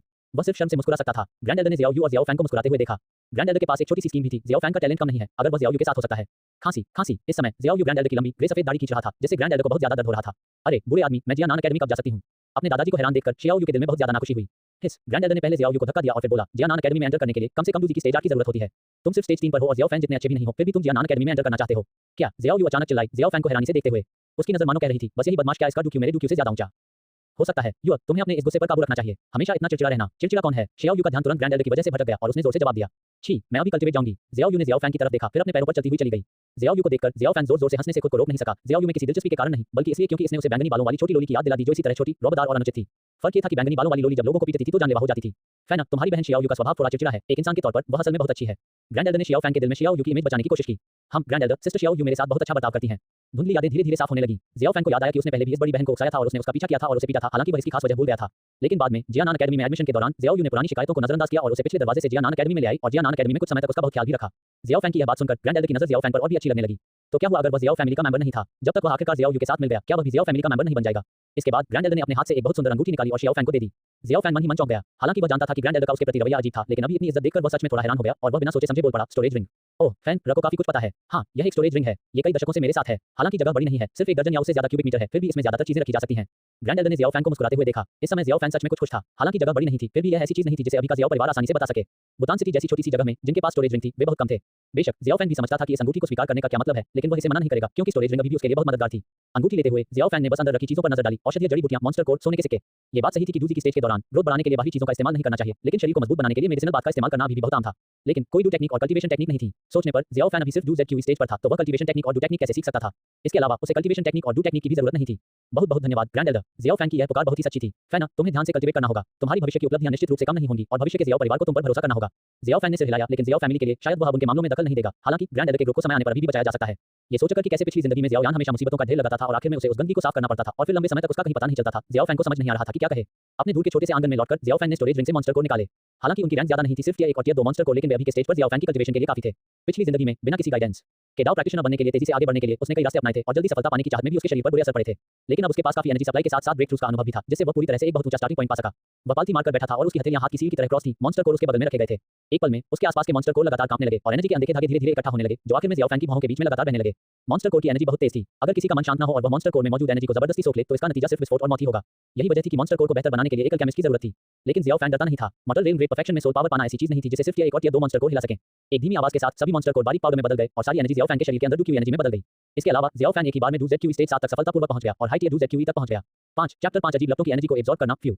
जियाओ फैंग ने एक लंबी सांस छोड़ी। मैं अपने शरीर की लिमिट तक पहुंच गया हूं। जियाओ फैंग ने स्पिरिट डिवोरिंग आर्ट को सर्कुलेट करना बंद कर दिया। उसके शरीर में एनर्जी पहले ही सैचुरेशन तक पहुंच चुकी थी। वह भी सिर्फ 4 साल का था और उसका शरीर अभी भी अपने डेवलपमेंटल स्टेज में था। किसी टॉप टियर ब्लड लाइन की कमी के कारण वह जितना डूजी की ले सकता था वह लिमिटेड था। खिड़की से बाहर देखने पर उसे एहसास हुआ कि रात हो चुकी है और उसका पेट पहले से ही गुड़गुड़ा रहा है। उसने आराम से टेबल से एक काला सुनहरे किनारे वाला मास्क उठाया और अपने चेहरे पर लगा लिया। दूर गूजुनर के घर के अंदर। युवा मिस ओल्ड लिंग कैसा रहा? गूजुनर ने अपने सामने लिंग यंग को घबरा कर देखा। वह असलियत का सामना करने से थोड़ी डर रही थी। लिंग यंग भी थोड़ा नर्वस था। इतने समय तक यंग मिस को बचाने के बाद उसे लगा कि हाल ही में उसकी पर्सनैलिटी में एक बड़ा बदलाव आया है। यह एक ऑरा था, एक सुपीरियर का ऑरा। जैसा कि यंग मिस ने कहा था, जियाओ कबीले के मुखिया जियाओ जान ने अपने बेटे जियाओ यान से कहा कि वह आज रात यंग मिस के कमरे में अपने शरीर को पोषण देने के बहाने आए, जिससे वह आपके और करीब आ सके। ये सुनकर गूजुनर लड़खड़ाते हुए बिस्तर पर वापस आ गई। उसकी खूबसूरत आंखों में आंसू आ गए। फिर भी उसने दांत पीसते हुए कहा, अगर यह नकली भी है तो क्या हुआ? भाई जियाओ यान मेरे साथ बहुत अच्छा है। मैं ये सोचते हुए गूजुनर अचानक रुक गई। उसे फिर से वह काला सुनहरा किनारा वाला मास्क याद आया और उसने कांपती हुई आवाज में कहा, नहीं ओल्ड लिंग, तुम पहले निकल सकते हो। आज रात कोई भी आए उसे रोकना मत। लेकिन युवा मिस, बस मैं गू कबीले की सबसे बड़ी यंग मिस हूं। तुम्हें जल्दी ही इसका पछतावा होगा, वरना खांसी खांसी पेन फिसल गया। जी यंग मिस। लिंग यंग की शक्ल अंधेरे में धुंधली हो गई और गायब हो गई। हालांकि गूजुनर ने उसे कहा था कि किसी को न रोके, फिर भी वह चौकन्ना रहा। अगर यंग मिस को कुछ हो जाता तो वह उसका हिसाब नहीं दे पाता। अंधेरी रात में कुछ जियाओ फैमिली गार्ड्स को छोड़कर पूरी जियाओ फैमिली एकदम शांत थी। ऐसा लग रहा था कि एक आदमी को जियाओ फैमिली गार्ड्स की हरकतों के बारे में बहुत पहले से पता था और वह आसानी से उन सबसे बच रहा था। इस बीच रास्ते पर चल रहे जियाओ फैंग को थोड़ी हैरानी हुई। आज रात जियाओ परिवार को कुछ अलग क्यों लग रहा है? गार्ड भी बहुत कम है। लेकिन अगले ही पल उसने देखा कि कुछ गड़बड़ है। एक अजीब सी काली परछाई ने उसका ध्यान खींचा। ऐसा नहीं था कि उसने दूसरी पार्टी को देखा, बल्कि उसकी आत्मा की समझ ने उनकी मौजूदगी का पता लगा लिया था। जियाओ फैंग तुरंत चिल्लाया, कौन है? उसे हैरानी हुई कि जियाओ फैंग की चीख सुनकर वह आदमी कांप उठा और बिना पीछे देखे तुरंत पूरी स्पीड से भाग गया। पीछे हटे हुए व्यक्ति को देखकर जियाओ फैंग कुछ हैरान था। क्या वह जियाओ यान था? आखिरकार वह व्यक्ति लंबा नहीं था, साफ तौर पर उसकी उम्र का बच्चा था। वह यहाँ क्या कर रहा है? जियाओ फैंग ने ध्यान से आंगन का नाप लिया। जियाओ परिवार के दूसरे घरों के मुकाबले यह आंगन ज्यादा शानदार और ज्यादा लग्जरी तरीके से सजा हुआ था। इस आंगन के मालिक को याद करते हुए जियाओ फैंग का सिर चकरा गया। गुजुनर जियाओ फैन को ये भी याद आया कि इस समय गुजुनर को अपनी हेवनली फ्लेम के कहर की वजह से बहुत दर्द हो रहा था। ये सोचकर वह बिना किसी हिचकिचाहट के अंदर चला गया। ऐसा नहीं था कि वह अपने पिछले जन्म की तरह हेवनली फ्लेम से उसका दर्द कम करना चाहता था, वह तो बस हेवनली फ्लेम में मौजूद एनर्जी का लालची था। इस समय गुजुनर के पास उसे रोकने का कोई तरीका नहीं था और वह कल्टीवेट करने के लिए हेवनली फ्लेम का इस्तेमाल कर सकता था। यह एक मुश्किल से मिलने वाला पावर बैंक था। सच में जैसे ही जियाओ फैन ने गुजुनर के कमरे का दरवाजा खोला, उसने देखा कि वह बहुत दर्द में बिस्तर पर लेटी हुई है और दांत पीस रही है। उसके मन में दया और दिल टूटने का एक पल का ख्याल आया, लेकिन जल्द ही उसकी जगह भयानक हेवनली फ्लेम से निकल रही एनर्जी ने ले ली। बिना किसी हिचकिचाहट के जियाओ फैन गुजुनर के पास आया, अपना पोस्चर ठीक किया और स्पिरिट डिवोरिंग आर्ट को सर्कुलेट करना शुरू कर दिया। हेवनली फ्लेम की एनर्जी लगातार एब्जॉर्ब हो रही थी, जो प्योर एनर्जी में बदल रही थी और उसके शरीर में चली गई। हेवनली फ्लेम सिर्फ डुक्यूई में बढ़ोतरी ही नहीं लाई, बल्कि यह फिजिकल बॉडी को भी टेम्पर कर सकती थी और डुक्यूई को बेहतर बना सकती थी। स्वर्गीय ज्वाला के तड़के ने उनके पहले से ही शुद्ध डुक्यूई को और भी बेहतर बना दिया। ये सब खजाना है। काश मेरे पिछले जन्म में इस समय मेरे पास स्पिरिट डिवोरिंग आर्ट होती। ये गोल्ड एम्परर है जो हेवन फ्लेम जला रहा है। हेवनली फ्लेम रैंकिंग में चौथे नंबर पर है। हालांकि यह सिर्फ एक सब फ्लेम है, लेकिन इसकी पावर टॉप 10 हेवनली फ्लेम से बिल्कुल भी कमजोर नहीं है। ये सोचते हुए जियाओ फैन ने गुजुनर की तरफ देखा, जिसका दर्द कम हो गया था। उसकी आंखों में अपनेपन का एहसास चमक उठा और एक बुरा ख्याल आया, लेकिन उसने जल्दी ही खुद को संभाल लिया। नहीं, अगर मैं लॉ चुराने के लिए उसे मार देता हूं, तो न सिर्फ मुझे गो कबीले के लोगों का पीछा करना पड़ेगा, बल्कि मैं स्वर्ग की लॉ को जलाने वाले इस सोने के सम्राट को भी नहीं झेल पाऊंगा। इसके अलावा वह आकृति जो पास में है, वह वहां बेवकूफ की तरह खड़ी नहीं रहेगी। जियाओ फैन ने ध्यान से बाहर निकलती एनर्जी को सोख लिया। वह एक भी बिट बर्बाद नहीं करना चाहता था। ज्यादा टेंपरेचर की वजह से उसके माथे से लगातार बीन के आकार के पसीने की बूंदें टपक रही थी। उसकी डुक्यूई लगातार दब रही थी और रिफाइन हो रही थी, जिससे उसके कोमल शरीर को लगातार पोषण मिल रहा था। हल्की सी आह भरते हुए गुजुनर ने धीरे से अपनी आंखें खोली। सबसे पहले उसने काला सुनहरे किनारे वाला मास्क देखा। थोड़ा घबराकर उसने दर्द को नजरअंदाज किया और मास्क हटाने के लिए हाथ बढ़ाया। वह अपनी आंखों से देखना चाहती थी कि उसके नीचे कौन है, लेकिन जब उसने मास्क के पीछे की आंखों में देखा तो उसका हाथ हवा में रुक गया। अचानक उसका मास्क हटाने का मन नहीं हुआ। वह जानती थी कि जैसे ही उसने हाथ बढ़ाया, उसके दिल में पहले से ही जवाब था कि इसके पीछे कौन है। वह इसका सामना करने को तैयार नहीं थी। उसे हेवनली फ्लेम से हुए दर्द को कम करते देखकर उसे राहत और अफसोस दोनों महसूस हुए। इसके अलावा वह नहीं जानती थी कि अपने सामने खड़े आदमी का सामना कैसे करे, वह आदमी जिसने आखिरी पल तक उसे प्यार किया था, फिर भी उसके ही हाथों मारा गया। उसने एक बार फिर उस खामोश, खाली और निराशाजनक जगह के बारे में सोचा, जहां उसने 10 साल से ज्यादा समय बिताया था। शायद वह अंधेरे और अकेलेपन का स्वाद बहुत अच्छी तरह जानती थी। गुजुनर की खूबसूरत आंखों से अनजाने में आंसू बहने लगे, जिससे जियाओ फैन चौंक गया। ये देखकर कि हेवनली फ्लेम शांत हो गई थी और अब कोई एक्स्ट्रा एनर्जी नहीं थी, जियाओ फैन जल्दी से गुजुनर के घर से चला गया। वह उसके साथ और कोई उलझाव या कनेक्शन नहीं रखना चाहता था। जियाओ फैन को जाते देख गुजुनर ने जबरदस्ती उठकर बैठ गई। उसके बुलाने पर लिंग यंग आ गई। युवा मिस, क्या आज रात उसके अलावा कोई और आया था? यंग मिस को जवाब देते हुए जियाओ यान सच में आया था, लेकिन इससे पहले कि वह दरवाजा खोल पाता, वह भी उस बच्चे से डरकर चला गया। लिंग यंग ने ईमानदारी से जवाब दिया। उसके दिल में जियाओ यान के लिए नफरत भरी थी, लेकिन अभी उस अनजान बच्चे को देखकर वह थोड़ा हैरान भी हुआ। आखिर उसकी मौजूदगी को पहचान पाना कोई आसान काम नहीं था। उसके पास डार्क एट्रिब्यूट दुखी था और वह अपना फिगर छिपाने में सबसे अच्छा था, फिर भी उस बच्चे ने सच में उसकी मौजूदगी को पहचान लिया था। वह हैरान क्यों नहीं होता? गुजुनर चुप रही और लिंग यंग बस चुपचाप उसके ऑर्डर का इंतजार कर सकती थी। बहुत देर बाद गुजुनर खुद को रोक नहीं पाई। वह उठी, दरवाजे से बाहर भागना चाहती थी, लेकिन जैसे ही वह बाहर निकलने वाली थी, वह फिर रुक गई। नहीं, मैं जियाओ फैन को मुझसे सावधान नहीं रहने दे सकती। अगर मैंने चीजों को अपने नेचुरल तरीके से चलने दिया, तो जियाओ फैन को मुझसे प्यार हो जाएगा और वह जरूर दोबारा आएगा। वह जरूर करेगा। गुजुनर समझ गई कि उसे जियाओ फैन को अपने पुनर्जन्म के बारे में नहीं बताना चाहिए, नहीं तो अगर उसे कुछ महसूस हुआ तो वह शायद उसे दूरी बना लेगा। लेकिन जल्द ही वह जमीन पर गिर पड़ी और फूट-फूट कर रोने लगी। पता चला कि उसने शुरू से ही जियाओ फैन को गलत समझा था और उसने उसे अपने हाथों से मार डाला था। उसे देखने का क्या हक था? जियो यान, ये सब तुम्हारी वजह से है। मैं तुम्हें इसकी कीमत चुकाने पर मजबूर कर दूंगा। सोने के सम्राट की जलती हुई स्वर्ग की लौ, जो साफ तौर पर शांत हो गई थी, एक बार फिर भड़क उठी। ऊंची लपटों ने तुरंत आसपास की जगह को जलाकर राख कर दिया। अगर लिंग यंग ने समय पर कार्रवाई नहीं की होती, तो शायद पूरा घर आग के समुद्र में बदल जाता। .6 अध्याय 6 छोटी आग। इसी समय गुजुनर को एहसास हुआ कि वह उसे इसलिए पसंद नहीं करती थी क्योंकि वह बहुत सुंदर था, नहीं इसलिए कि वह बहुत ताकतवर था। वह उसे इसलिए पसंद करती थी क्योंकि वह उसकी दुनिया में आ गया था। जब वह कबीले और अपने पिता को छोड़ने के कारण दुखी थी और जब वह अपनी स्वर्गीय लॉ के फटने के कारण असहनीय दर्द में थी, तब उसने ही उसकी मदद की थी। लेकिन वह ये भी समझ गई थी कि अभी के जियाओ फैन का सामना करने के लिए उसके पास कोई चेहरा नहीं है। जैसा कि जियान ने कहा था, गुजुनर तुम सच में बेचारी हो। लिंग यंग के लिए अपनी यंग मिस को इतना इमोशनल देखना बहुत कम होता था। उनके पर्सनल बॉडीगार्ड के तौर पर उन्हें लगता था कि वह बहुत नाकाबिल हैं, लेकिन वह भी कुछ नहीं कह सका। वह बस चुपचाप अपनी यंग मिस को जमीन पर गिरते हुए देख सकता था। दुखी गुजुनर के उलट जियाओ फैन अपने घर लौटकर बहुत खुश था। उसकी हथेली के एक झटके से उसके हाथ में एक सुनहरी लौ दिखाई दी। हालांकि यह लौ बहुत छोटी थी, सिर्फ अंगूठे के जोर जितनी। फिर भी जियाओ फैन बहुत खुश था। अपनी हथेली में बहुत ज्यादा गर्मी महसूस करते हुए उसने धीरे से कहा, ये golden emperor sky burning flame की सब फायर है। हालांकि अभी इसकी तुलना आम बीस फायर से भी नहीं की जा सकती, लेकिन लंबे समय में ये निश्चित रूप से हेवनली फ्लेम के बराबर सब फायर पैदा करेगी। शायद जियाओ फैन को भी उम्मीद नहीं थी कि स्पिरिट डिवोरिंग आर्ट असल में एक नई सब फायर को खाकर गाढ़ा कर सकती है। असल में मैं डूजिकी के 8वें स्टेज तक मुश्किल से ही पहुंच पाया था। जियाओ फैन को शक था कि उसके शरीर में डूकी साइक्लोन आ रहा है, लेकिन डूजिकी के सिर्फ 8वें स्टेज पर होने के बावजूद उसे महसूस हो रहा था कि उसका डूकी साइक्लोन उसकी पिछली जिंदगी के मुकाबले कम से कम 10 गुना बढ़ गया था और लगभग उसके पूरे डेंजिन पर कब्जा कर लिया था। मुझे अभी भी अपनी रफ्तार तेज करनी है। मैं अभी उतना मजबूत नहीं हूं। डूडी तक पहुंचना नहीं, डूडी से भी ऊंची जगह पर पहुंचना ही मेरी असली मंजिल है, ताकि मैं उन लोगों की रक्षा कर सकूं जिनके मैं ऋणी हूं। जियाओ फैन ने अपनी मुट्ठियां भींच लीं और गुजुनर की तरफ एक अजीब से भाव से देखा। गुजुनर, तुम्हें अपनी स्वर्गीय ज्वाला कुछ और बार जलानी होगी। सुबह-सुबह खिड़की से कमरे में तेज धूप आ रही थी। एक नया दिन, एक नई जिंदगी, एक नई शुरुआत। डूजी की स्टेज पर भले ही जियाओ फैन के पास मॉडल रेल के परफेक्शन पर एक सोल थी, फिर भी उसे अपनी मेंटल एनर्जी को फिर से भरने के लिए नींद पर निर्भर रहना पड़ा। कल का बोझ बहुत ज्यादा था। फ्यू, आराम से टिल्ड। जियाओ फैन ने अपना शरीर फैलाया। गुजुनर के लिए उसका जुनून खत्म होने के बाद जियाओ फैन को बस यही लगा कि यह नींद बहुत आरामदायक थी। जैसे ही वह दरवाजे से बाहर निकला, जियाओ फैन को एक छोटा सा बच्चा मिला जो उसे कुछ इंच छोटा था। जियाओ फैन, चलो एक द्वंद्व युद्ध करते हैं। छोटे बदमाश ने गुस्से में जियाओ फैन को घूरते हुए हाथ हिलाए। जियाओ फैन पहले तो थोड़ा हैरान हुआ, लेकिन फिर उसकी ताकतवर आत्मा ने उस बदमाश के पीछे एक आकृति देखी। एक पल सोचने के बाद उसे आखिरकार अपने सामने बैठे छोटे बच्चे का नाम याद आ गया। जियाओ निंग। हाँ, मैं जियाओ निंग हूँ। मैं अपनी बड़ी बहन का बदला लेना चाहती हूँ। जियाओ निंग को जियाओ फैन से बिल्कुल भी डर नहीं लगा। वह ऐसे पोस्चर में थी जैसे कोई नया बछड़ा हो जिसे किसी बाघ से डर न लगता हो। जियाओ फैन ने उसे एक सिंपल बिना सजावट वाला हैंड चॉप दिया। गहरा सच, साधारण हैंड चॉप। आउच। जियाओ निंग तुरंत जमीन पर गिर पड़ा, रोने लगा। कुछ ही सेकंड में उसकी आंखों से आंसू बहने लगे और वह जमीन पर पड़ा अपना घायल सिर पकड़े हुए गुस्से से भरे चेहरे से जियाओ फैन को देख रहा था। उसकी नजर में जियाओ फैन लगभग टेलीपोर्टेशन की तरह उसके पास आ गया था और फिर जमीन पर गिरते ही उसकी नजर काली हो गई। कोई भी यह नहीं समझ पाया कि उसके चेहरे पर चमकती बड़ी परछाई ने उसे कितना साइकोलॉजिकल ट्रॉमा दिया था। जियो फैन, अपने छोटे भाई को पिता देख जियाओ यू भी तुरंत बाहर भागी। जियाओ निंग को अपने नीचे छिपाकर उसकी चोटों को देखा। जियाओ फैन ने असल में जोर से नहीं मारा था, ये बस इतना था कि वह बिना किसी ब्रेन डैमेज के बेहोश हो जाए और यह सिर्फ कुछ दिनों तक ही दर्द देगा। जहां तक शिकायत करने की बात है, उसे करने दो। उसे विश्वास था कि ग्रैंड एल्डर जियाओ निंग को प्यार और देखभाल की एक और डोज देंगे, लेकिन इसे जियाओ निंग के कैरेक्टर की ट्रेनिंग भी माना जा सकता है। नहीं तो उसकी याद के अनुसार जियाओ निंग को भविष्य में जियाओ यान अपने घमंड की वजह से पीट कर अधमरा कर देगा। जियाओ फैन, अगर तुम मुझे कोई जवाब नहीं दोगे तो मैं शब्द उसके गले में अटक गए और उसे अचानक समझ नहीं आया कि कैसे बोले। उसे एहसास हुआ कि जिस बैकर पर वह भरोसा कर रही थी, वह उसकी मदद नहीं करेगा और उसने ये भी ठीक से नहीं देखा था कि अभी हाथ का वह कट कैसे लगा था। इस समय उसे ये भी नहीं पता था कि कड़ी धमकी कैसे दी जाए। जियाओ यू को हकलाते हुए और लंबे समय तक बोल नहीं पाते देखकर जियाओ फैन ने भी उसे लाड प्यार नहीं किया आदतन। आउच, शियाओ फैन, मैं तुमसे मरते दम तक लड़ूंगा। ज़ियाओ यू ने कभी उम्मीद नहीं की थी कि ज़ियाओ फैन असल में उसे हाथ से काटेगा। हालांकि इससे चोट नहीं लगी, लेकिन ये बहुत शर्मनाक था। ज़ियाओ फैन भी हैरान रह गया। ऐसा नहीं था कि वह इस गुस्से ज़ियाओ यू पर हमला करना चाहता था, लेकिन उसके हकलाने वाले रूप ने उसके लिए खुद को रोकना मुश्किल कर दिया। आखिर जब एक बैंगनी बालों वाली छोटी लोलिता गलती करती थी, तो वह बिल्कुल ऐसी ही दिखती थी। अगर वह उसे कड़ा सबक नहीं सिखाता, तो वह कभी अपनी गलती नहीं मानती। सिस्टर शियाओ यू, क्या आप मुझ पर यकीन करेंगी अगर मैं कहूं कि यह एक एक्सीडेंट था? ज़ियाओ यू ने कहीं से एक लंबी तलवार निकाली, खड़ी हुई और ज़ियाओ फैन पर झपटी, जो मुड़कर भाग गया। बहन शियाओ यू, चाहे आप माने या न माने, मैंने ये जानबूझकर नहीं किया। मैं आपको हर जाना दूंगा। एक पल में ज़ियाओ फैन, ज़ियाओ यू और ज़ियाओ निंग की नजरों से ओझल हो गया। कुछ दूर तक उसका पीछा करने के बाद ज़ियाओ यू ने हौंकते हुए चिल्लाया, ज़ियाओ फैन, मुझे पकड़ने मत देना। ज़ियाओ फैमिली के मेन गेट से बाहर निकलते ही ज़ियाओ फैन ने आखिरकार राहत की सांस ली। फ्यू, मैं आज अपने घर वापस नहीं जा सकता। अच्छा होगा, मैं ग्रैंड एल्डर के दिए हुए सोने के सिक्कों से कुछ दवा वाली जड़ी बूटियां खरीद लूंगा। जैसे ही वह बाहर निकला, उसने देखा कि एक आदमी चुपके से उसे छिपने की कोशिश कर रहा है। ज़ियाओ फैन चिल्लाए बिना नहीं रह सका, अरे ज़ियाओ यान, क्या तुम्हें लगता है कि मैं तुम्हें सिर्फ इसलिए नहीं पहचानूंगा क्योंकि तुम छिपे हुए हो? पता चलने पर ज़ियाओ यान सिर्फ शर्माते हुए मुड़ा और आंखें चुराते हुए जवाब दिया, अहम, भाई फैन, मैं ठीक है, मैं तुम्हारे शर्मनाक काम के बारे में किसी को नहीं बताऊंगा। सच में, भाई फैन, तो ये सच में तुम थे? ज़ियाओ यान ने मन ही मन सोचा कि यह अच्छा नहीं है। उसे दूसरी पार्टी ने धोखा दिया है। अहम, भाई फैन, क्या तुम मुझ पर यकीन करोगे अगर मैं कहूं कि मेरे पास इसके कारण है? ज़ियाओ फैन ने ज़ियाओ यान की तरफ आंखें घुमाई और कहा, अरे यार, हवस तो हवस होती है। तुम्हारे पास किस तरह के कारण हो सकते हैं? ज़ियाओ यान ने शर्म से अपना सिर खुजलाया, क्योंकि ज़ियाओ फैन ने उसे इतनी साफ-साफ बता दिया था, इसलिए उसने आगे कुछ बताने का सोचा नहीं था। लेकिन ज़ियाओ यान का दिल बैठ गया, उसे परेशानी महसूस हुई। उसने देखा कि ज़ियाओ फैन अपने अंगूठे और तर्जनी उंगली को आपस में रगड़ रहा था, मतलब साफ था। कोई और रास्ता न होने पर ज़ियाओ यान ने अपनी छाती से एक थैली निकाली, जो काफी भारी लग रही थी। इसे अपने हाथ में तौलते हुए ज़ियाओ फैन ने सिर हिलाया। हम ये कम से कम कुछ 100 सोने के सिक्के हैं। बुरा नहीं, चिंता मत करो ज़ियाओ यान, तुम्हारा भाई तुम्हारे लिए ये राज रखेगा। मैं गारंटी देता हूं कि किसी तीसरे को पता नहीं चलेगा। इस समय ज़ियाओ यान को ऐसा लगा जैसे वह एक गड्ढे से दूसरे गड्ढे में कूद गया हो और अनगिनत गड्ढे उसका इंतजार कर रहे थे। मुफ्त में पैसे मिलने के बाद ज़ियाओ फैन ने ज्यादा नहीं सोचा और तुरंत ज़ियाओ फैमिली मार्केट की तरफ चल दिया। आखिरकार अगर वह देर से जाता तो कई सस्ते सामान दूसरे लोग आसानी से उठा लेते। अपनी शक्तिशाली आत्मा की समझ से छिपे हुए खजाने ढूंढने में वह माहिर था। 7 चैप्टर 7 सुल्तान शहर में 3 बड़े परिवार हैं। बाकी 2 ओबा परिवार और जियाली परिवार की तुलना में ज़ियाओ परिवार मुश्किल हालात में है। पिछले कबीले के मुखिया ज़ियाओ लिन की मौत के बाद से ज़ियाओ परिवार शाही राजधानी से भागकर यहां आ रहा है। अभी ज़ियाओ परिवार बुतान शहर में पूरी तरह से अपनी जगह भी नहीं बना पाया है और बाकी 2 बड़े परिवारों से दबाव झेल रहा है। बाजार में हर जगह दुकानदार दिख रहे थे। ज़ियाओ फैन बड़ी चतुराई से भीड़ में से निकल गया, उसे सामान देखने की भी जरूरत नहीं पड़ी। वह सिर्फ अपनी समझ के आधार पर जानता था कि उसे कुछ चाहिए या नहीं। यंग मिस, आप अभी ज़ियाओ फैमिली में पहुंची हैं। अगर आप अकेले बाजार जाएंगी? लिंग यंग ने और कुछ नहीं कहा, लेकिन उसका मतलब साफ था। ओल्ड लिंग, इस मामले में मुझे मनाने की कोई जरूरत नहीं है। कुछ चीजें हैं जिन्हें मैं खुद सुलझाना चाहता हूं। गुजुनर ने हाथ हिलाया और एक सियान रंग की लंबी ड्रेस चुनी, जो सिंपल लग रही थी लेकिन उसमें पवित्रता झलक रही थी। हालांकि गुजुनर के अभी के फिगर के साथ लंबी ड्रेस को भरना अभी भी थोड़ा मुश्किल था। ये सुनकर लिंग यंग थोड़ी हैरान हुई। उनकी यंग मिस तो कल ही भूटान से आई थी, तो ऐसी क्या बात थी जिसे सुझाने की जरूरत थी? क्या ये कल रात वाला बच्चा हो सकता है? लिंग यंग कमरे से गायब हो गई और चुपचाप गुजुनर के पीछे पीछे चलने लगी। भाई ज़ियाओ फैन, ज़ोन एयर आ रही है। इससे पहले कि गुजुनर ज़ियाओ फैमिली के गेट तक पहुंचती, उसकी आभा अचानक फूट पड़ी, जिससे ज़ियाओ यान, जिसे अभी पीटा गया था, डर गया। बहन जुनर, नमस्ते, दफा हो जाओ। गुजुनर का ऑरा बहुत हिंसक था और उसकी आंखों में जान से मारने का इरादा भी था। ज़ियाओ यान जैसा कोई इंसान जिसने कभी जिंदगी और मौत की लड़ाई नहीं देखी थी, इस लगभग फिजिकल हत्या के इरादे से डर के मारे बुरी तरह कांप उठा। मैं आज तुमसे बहस नहीं करूंगा। अगर तुमने फिर से मेरे पास आने की हिम्मत की तो मुझे बेरहम होने का इल्जाम मत देना। गुजुनर ने मुड़कर ज़ियाओ यान की तरफ एक नजर भी डाले बिना ही वहां से चली गई। इस बीच ज़ियाओ यान वहीं जम गया। वाह पिताजी, आपको ये कैसा घटिया आइडिया आया है? मन ही मन वह खुद को खुशकिस्मत भी समझ रहा था कि कल रात ज़ियाओ जुनेर पर किए गए हमले में वह कामयाब नहीं हुआ, वरना वह मारा जा सकता था। रिंग के अंदर याओ लाओ और भी हैरान था। यह ज़ियाओ फैमिली एक नहीं बल्कि 2 अजीब हैं। एक आदमी दिन भर बकवास करता है, ऐसी बातें करता है जो मैं समझ नहीं पाता। मरते लोग की पूर्णता पर व्यक्ति के पास आत्मा की शक्ति होती है और इस लड़की के शरीर के अंदर एक स्वर्गीय ज्वाला की आभा भी है।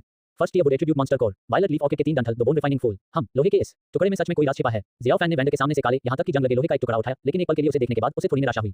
जैसा कि उम्मीद थी, स्पिरिट डिवोरिंग आर्ट जैसी कल्टीवेशन टेक्निक को अचानक से पाना नामुमकिन है। ज़ियाओ फैन ने अंदाजा लगाया कि लोहे के टुकड़े में मौजूद सोल का निशान ज्यादा से ज्यादा एक high stage yellow rank cultivation technique का था। लेकिन ज़ियाओ फैन ने जाहिर तौर पर इस लोहे के टुकड़े को जाने नहीं दिया। उसके पास कल्टीवेशन टेक्निक या डू टेक्निक की कमी नहीं थी, लेकिन वह उन्हें निकाल नहीं सकता था। उसकी कल्टीवेशन टेक्निक और डू टेक्निक पहले से ही उसके दिमाग में गहराई से याद थी। ज़ियाओ फैन को लोहे के टुकड़े में दिलचस्पी लेते और उसे छोटा बच्चा समझते हुए देखकर वेंडर ने तुरंत शेखी बघारी, कसमा, आपके हाथ में ये लोहे का टुकड़ा पुराने खंडहरों से आया है।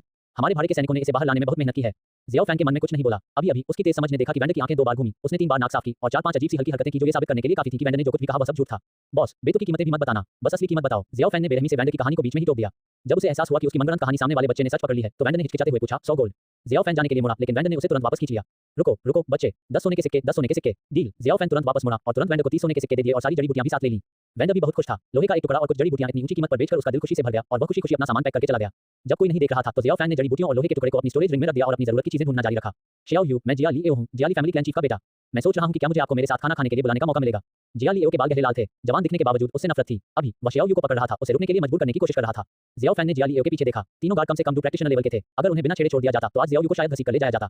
इसके अलावा आज जिया ली एओ से ज़ियाओ यू का सामना शायद ज़ियाओ फैन की वजह से ही हुआ था, क्योंकि ज़ियाओ यू यहां खास तौर पर ज़ियाओ फैन का शिकार करने आया था। आहते हुए ज़ियाओ फैन ने ज़ियाओ यू के पास जाकर एक ही लात से जिया ली एओ को उड़ा दिया। इससे पहले कि तीनों गार्ड कुछ कर पाते, उन्होंने अपने युवा मालिक को पीछे की ओर उड़ते देखा। अगले ही पल तीनों गार्ड ने अपनी कमर पर बंधी तलवारें निकाल लीं। बच्चे, तुम कौन हो? ज़ियाओ फैन इसे छिपाने का इरादा नहीं रखता था, नहीं उसे याद किए जाने का डर था। उसके सामने सिर्फ 3 डू प्रैक्टिशनर थे, भले ही उसकी ताकत सिर्फ डू की स्टेज पर थी, लेकिन यह ऐसी चीज नहीं थी जिसे सिर्फ डू प्रैक्टिशनर हरा सकें। ये देखकर कि कौन आया है, ज़ियाओ यू फुट कर रोने लगा। वाह ज़ियाओ फैन, मैं बहुत डर गया था। ज़ियाओ यू ने ज़ियाओ फैन के कपड़ों का कोना कसकर पकड़ लिया, जैसे ऐसा करने से ही उसे थोड़ी शांति मिल सकती थी। सिस्टर ज़ियाओ यू, सब ठीक है, मैं यहाँ हूँ। ज़ियाओ फैन ने हाथ बढ़ाया और ज़ियाओ यू को अपने पीछे से ढक लिया। ज़ियाओ फैन को देखकर, जो साफ तौर पर उसे थोड़ी छोटी थी, ज़ियाओ यू के दिल में लहरें उठी, एक अवर्णनीय राहत और सुरक्षा की भावना। पिछली बुरी बात शियाओ यू के दिमाग से निकल गई। छोटे बदमाश, अपनी हद पार मत करो। एक गार्ड ने गुस्से में शियाओ फैन पर चिल्लाया। वे साफ तौर पर यहीं खड़े थे, फिर भी उनके सामने 2 बच्चे फ्लर्ट कर रहे थे। एक बच्चे के लिए भी वह बहुत घमंडी था। ये सोचकर एक गार्ड ने उस छोटे बदमाश पर हमला करने और उसे सबक सिखाने की तैयारी की। लेकिन इससे पहले कि वह कुछ कर पाता, उसके सिर में अचानक चक्कर आने लगा। ज़ियाओ फैन ने भी जोरदार हमला किया, हालांकि वह डू टेक्निक का इस्तेमाल नहीं कर सका, लेकिन 8वें सेक्शन डू की से मिली फिजिकल ताकत काफी थी। ज़ियाओ फैन ने कोई रहम नहीं दिखाया और खास तौर पर दुश्मन की जरूरी जगहों पर निशाना साधा। गलत combat moves, dragon claw hand, twin dragon drill, 1000 years of death. Xiao Yu की आंखों में जो हीरो वाली इमेज थी, वह तुरंत गायब हो गई। ये हरकतें देखने में बहुत ज्यादा बर्दाश्त के बाहर थी। ज़ियाओ यू का छोटा सा चेहरा लाल हो गया और वह घूम गई। पीछे से सिर्फ दर्द भरी चीखें गूंज रही थी जब 3 प्रैक्टिशनर्स जियाओ फैन की गंदी चालों से जमीन पर गिर गए, अपनी चोट वाली जगहों को पकड़े हुए और लगातार करा रहे थे। बहन शियाओ यू, भागो। जैसे ही उसने बोलना खत्म किया, जियाओ फैन ने जियाओ यू का हाथ पकड़ा और दौड़ पड़ा।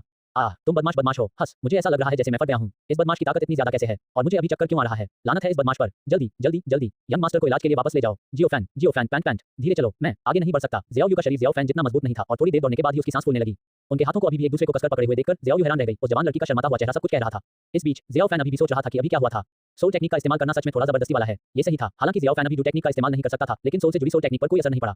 अपनी शक्तिशाली आत्मा की शक्ति पर भरोसा करके ही उसने उन 3 गार्डों को चक्कर में डाल दिया और एक ही बार में उनका बचाव तोड़ दिया। 8 अध्याय 8 गुजुनर की दृढ़ता। जियो फैन, क्या तुम पहले जाने दोगे? थोड़ा दर्द हो रहा है। शियाओ यू ने अपना सिर घुमा लिया और धीरे से कहा, हम। ओह ठीक है। जियाओ फैन ने उसकी मजबूत पकड़ छोड़ दी। किसी कारण से शियाओ यू को अचानक अपने दिल में निराशा महसूस हुई। Sister Xiao you, Xiao family market के गार्ड बस आगे ही हैं। जल्दी वापस जाओ और अब बिना किसी मकसद के इधर उधर मत घूमो। जियाली फैमिली का वह जियाली एओ अच्छा इंसान नहीं है। जियाओ फैन ने चेतावनी दी। हालांकि अभी उसके किक के बाद जियाली एओ का कुछ हिस्सा शायद टूट गया था। हम। शियाओ यू ने सिर हिलाया और हल्की उदासी के साथ चला गया। जियाओ फैन ने सोचा कि जियाओ यू अभी भी उससे नाराज है और उसने उसके अजीब मुंह को नजरअंदाज किया और मुंह फेर कर चला गया। जियाओ फैन को ऐसे जाते देख जियाओ यू ने गुस्से में पैर पटका, जिससे उसके लंबे और पतले पैर और भी ज्यादा मुलायम और साफ दिखने लगे। जियाओ फैन ने गोल्ड ट्रिम वाला एक काला मास्क निकाला और उसे पहन लिया। आज भी उसके पास एक जरूरी चीज थी जो उसने अभी तक नहीं खरीदी थी। हालांकि मास्क लगाने के तुरंत बाद उन्होंने एक ऐसा दृश्य देखा जिससे उनके सिर में दर्द होने लगा। ओह सुंदर छोटी बहन, मेरा नाम है। हंस। जियाली एओ ने अचानक अपनी कमर पकड़ ली। अभी कुछ देर पहले वह गार्ड्स की मदद से लंगड़ाते हुए अपने कबीले में वापस आ रहा था। तभी उसने प्यारी सी गुजुन ए को देखा। उसके चिकने काले बाल झरने की तरह नीचे गिर रहे थे और उसका चेहरा जवान होने के बावजूद इतना फरिश्ते जैसा था कि उसे देखकर उसका होश पूरी तरह उड़ गया। उसे उम्मीद नहीं थी कि 2 वाक्य बोलने से पहले ही गुजुनर ने उसकी कमर पर सीधा लात मारी, जिससे उसके पहले से ही डगमगाते हुए परिवार के गहनों को और भी ज्यादा नुकसान हुआ। जैसे ही गार्ड अपनी तलवारें निकालने वाले थे, एक अनदेखा दबाव ने उन्हें घेर लिया, जिससे उनके लिए एक भी शब्द बोलना नामुमकिन हो गया। गार्ड मन ही मन रो पड़े। पहले तो उनका सामना एक अजीब बच्चे से हुआ और अब ये समझ से बाहर का दबाव। उन्हें पहले से ही अंदाजा था कि अगर उन्होंने एक शब्द भी कहा या एक इंच भी हिले तो मौत उनका इंतजार कर रही होगी। वाह माँ, मैं घर जाना चाहता हूँ। उन तीनों ने जियाली एओ को छोड़ दिया और अपनी जान बचाने के लिए भाग गए। जो कोई भी जियाली परिवार के लिए गार्ड बनना चाहता था वह बन सकता था, लेकिन वे अब ऐसा बिल्कुल नहीं करने वाले थे। गुजुनर को उनसे कोई फर्क नहीं पड़ता था। उसकी आंखें तेजी से आसपास घूम रही थी, उस इंसान को ढूंढ रही थी जो उसके दिमाग में था। और हाँ, गोल्ड ट्रिम वाला जाना पहचाना काला मास्क देखकर उसके होठों के कोने थोड़े ऊपर उठ गए और वह खुशी से मुस्कुराते हुए जियाओ फैन की ओर चली गई। जियाओ फैन को मन ही मन लगा कि यह बुरा है। भले ही उसे यह नहीं पता था कि गुजुनर ने कल रात उसका चेहरा देखा था या नहीं, लेकिन इस मास्क के साथ उसे यकीन था कि गुजुनर ने उसे पहचान लिया होगा।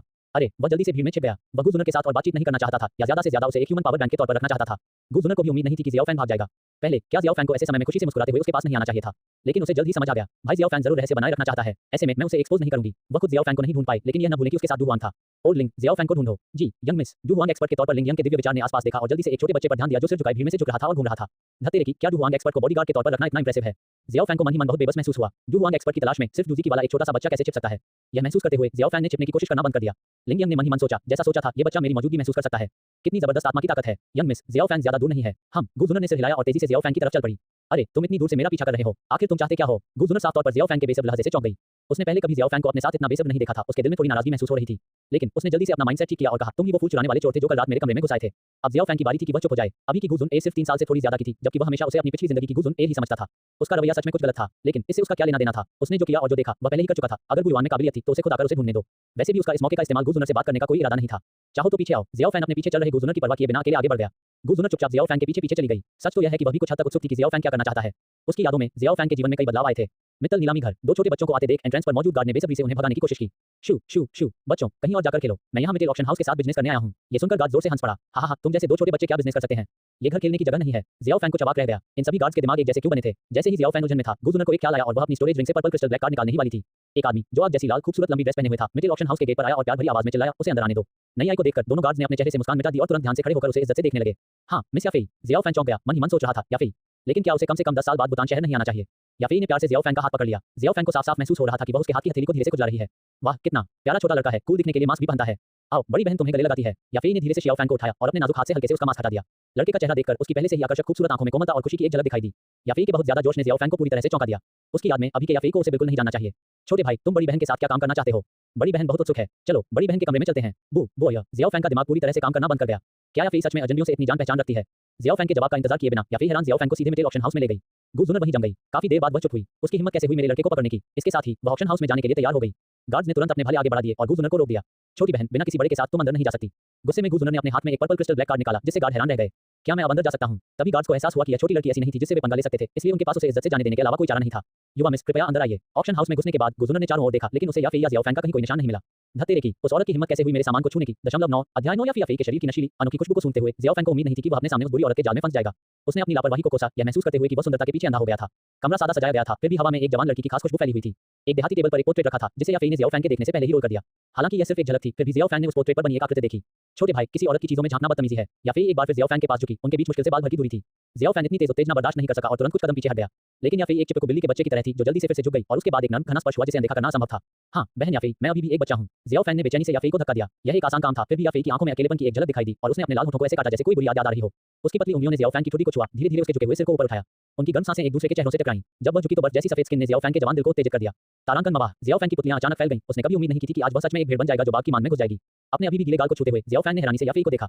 बहन याफेई, आप क्या कर रही हैं? हे छोटे भाई, तुम बहुत प्यारे हो। मैं तुम्हें बहुत पसंद करता हूं। तुम मेरे पक्के छोटे भाई क्यों नहीं बन जाते? आखिरकार ज़ियाओ फैन को सांस लेने में दिक्कत हुई और वह हंसने लगा।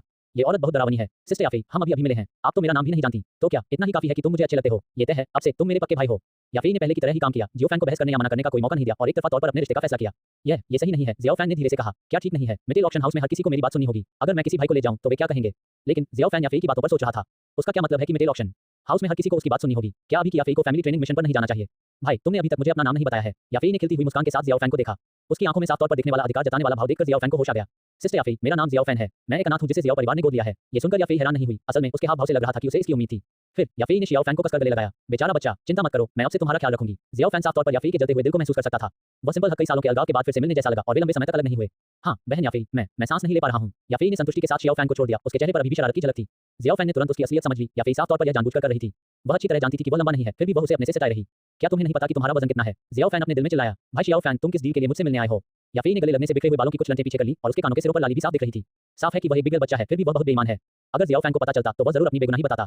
मुझ जैसे छोटे बदमाश के इरादे कैसे बुरे हो सकते हैं? ज़ियाओ फैन ने अपनी स्टोरेज रिंग से एक जंग लगी लोहे की प्लेट निकाली। उसे याफेई से अपनी स्टोरेज रिंग छिपाने की कोई परवाह नहीं थी। वह अच्छी तरह जानता था कि याफेई एक स्मार्ट औरत थी और अपने लोगों के लिए सबसे ज्यादा समर्पित थी। ये सोचकर ज़ियाओ फैन ने मन ही मना भरी। शायद सोने की रानी बनने के बजाय वह अपने पिछले जन्म में मेरे साथ रहना चाहती थी। अजीब ख्यालों को एक तरफ रखते हुए ज़ियाओ फैन ने याफेई से कहा, सिस्टर याफेई, इस लोहे की प्लेट में एक yellow rank high level cultivation technique है। मैं इसे नीलाम करना चाहता हूं और जब मैं ये कर ही रहा हूं तो इसे एक पिल्फनेस और कुछ मॉन्स्टर कोर से बदलना चाहता हूं। ओह, मुझे देखने दो। ध्यान से देखने के बाद याफेई ने कहा, हाँ सच में एक yellow rank high level cultivation technique है। अब ज़ियाओ फैन के चौंकने की बारी थी। लोहे की प्लेट के अंदर की टेक्निक का पता लगाने के लिए बहुत ज्यादा सोल पावर की जरूरत होती है, लेकिन याफेई को कैसे पता चला? ऐसी नजर क्यों है? तुम्हें इसे ढूंढने की इजाजत है, लेकिन मुझे इसे देखने की इजाजत नहीं है।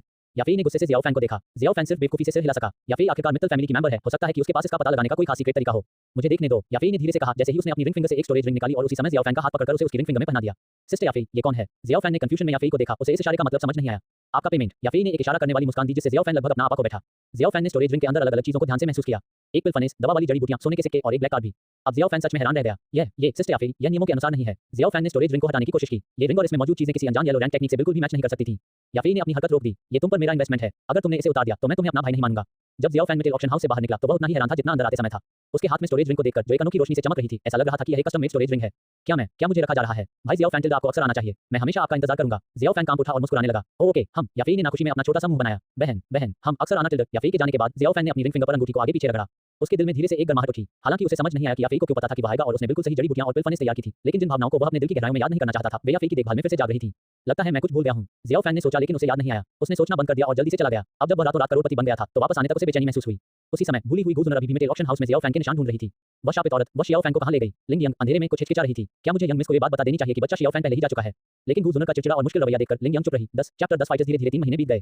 लकड़ी के टब के अंदर ज़ियाओ फैन पालथी मारकर बैठा था और अपनी cultivation technique spirit devouring art को घुमा रहा था।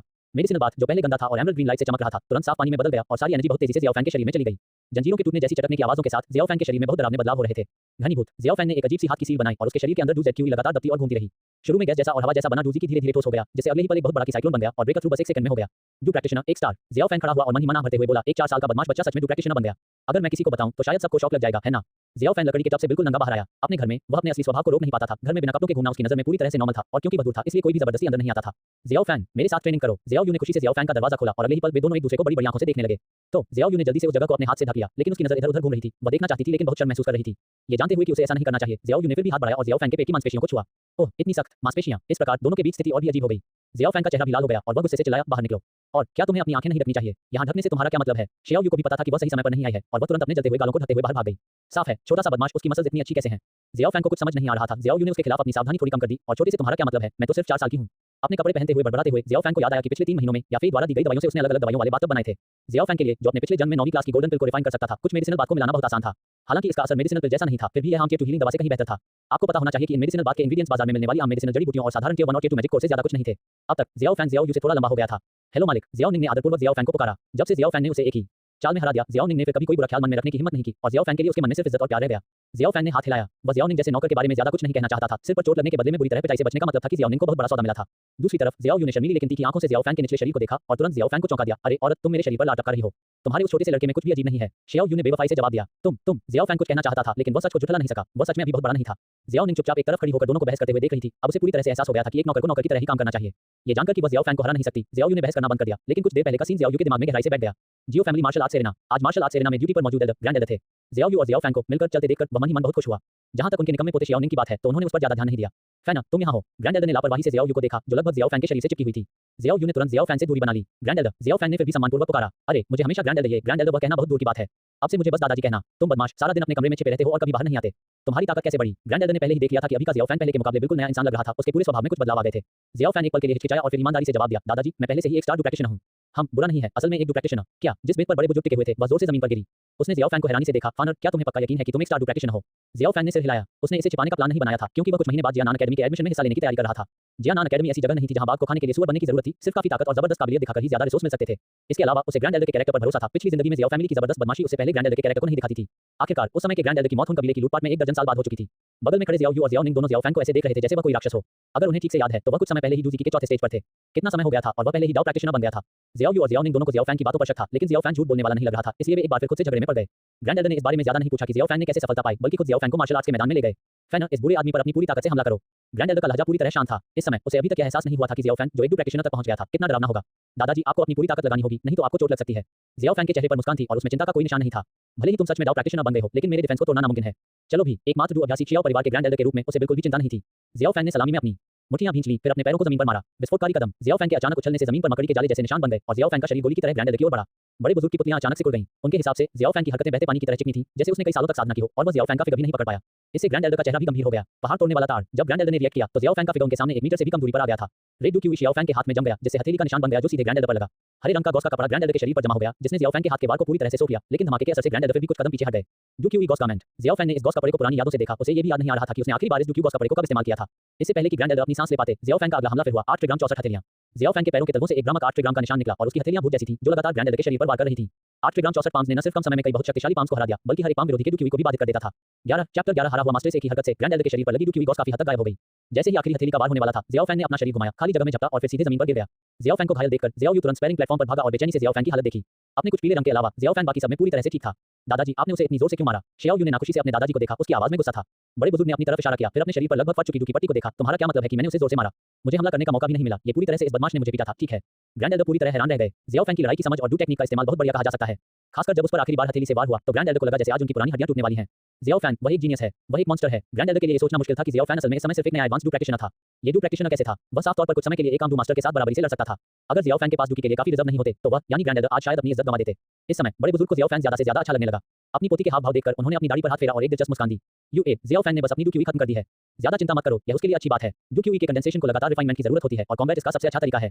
हम बुरे दादाजी लोगों को धमका रहे हैं। जियाओ यू ने जियाओ फैन को उठने में मदद की। अब तक जियाओ फैन का रंग नॉर्मल हो गया था और उसने जियाओ यू को थोड़ी शर्म से देखा। आखिर इससे पहले उसने ग्रैंड एल्डर की इज्जत बचाने के लिए अपनी डू क्यू का सिर्फ एक तिहाई से भी कम इस्तेमाल किया था, लेकिन किसी के द्वारा परवाह किए जाने का एहसास सच में बहुत अच्छा होता है। मैंने इसे पहले क्यों नहीं देखा? बड़े बुजुर्ग, अदरक पुराना होने पर भी सबसे तीखा होता है। मुझे अभी भी मेहनत से खेती करनी है। जियाओ फैन ने हाँफने का नाटक करते हुए कहा।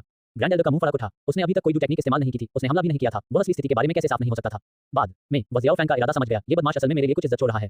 एक लंबी सांस लेकर ग्रैंड एल्डर ने गंभीर भाव से जियाओ फैन को देखा। फानर, तुम्हारे अभी के टैलेंट और ताकत को देखते हुए जियाओ परिवार की तो बात ही छोड़ो, मुझे डर है कि पूरे बुतान शहर में कोई भी तुम्हें कुछ भी सिखाने के काबिल नहीं है। तुम्हारे क्या प्लान है? एक पल सोचने के बाद जियाओ फैन ने गंभीरता से कहा, दादाजी, मैं जियानान अकादमी जाना चाहता हूं। बड़े बुजुर्ग चुप हो गए। जियाओ फैन अभी सिर्फ 4 साल का था। सच कहूं तो वह जियाओ फैन को जियाओ फैमिली से जाने नहीं देना चाहते थे, लेकिन जैसा कि जियाओ फैन ने कहा था जियाओ फैमिली में उसे सिखाने के काबिल कोई नहीं था। जियानान अकेडमी, शायद वह जगह तुम्हें सच में सूट करती है। ग्रैंड एल्डर की आंखों में चिंता भर गई। हालांकि जियाओ फैमिली मजबूत नहीं थी, फिर भी बुतान सिटी में जियाओ फैन की रक्षा करना आसान था। हालांकि बुतान सिटी से निकलने और बड़े फाइटिंग क्यूवी कॉन्टिनेंट को देखने के बाद भले ही ग्रैंड एल्डर के तौर पर उनकी नजर सीमित थी, फिर भी वह समझ गए कि बाहर एक ऐसी दुनिया थी जहां मजबूत लोग कमजोरों का शिकार करते थे।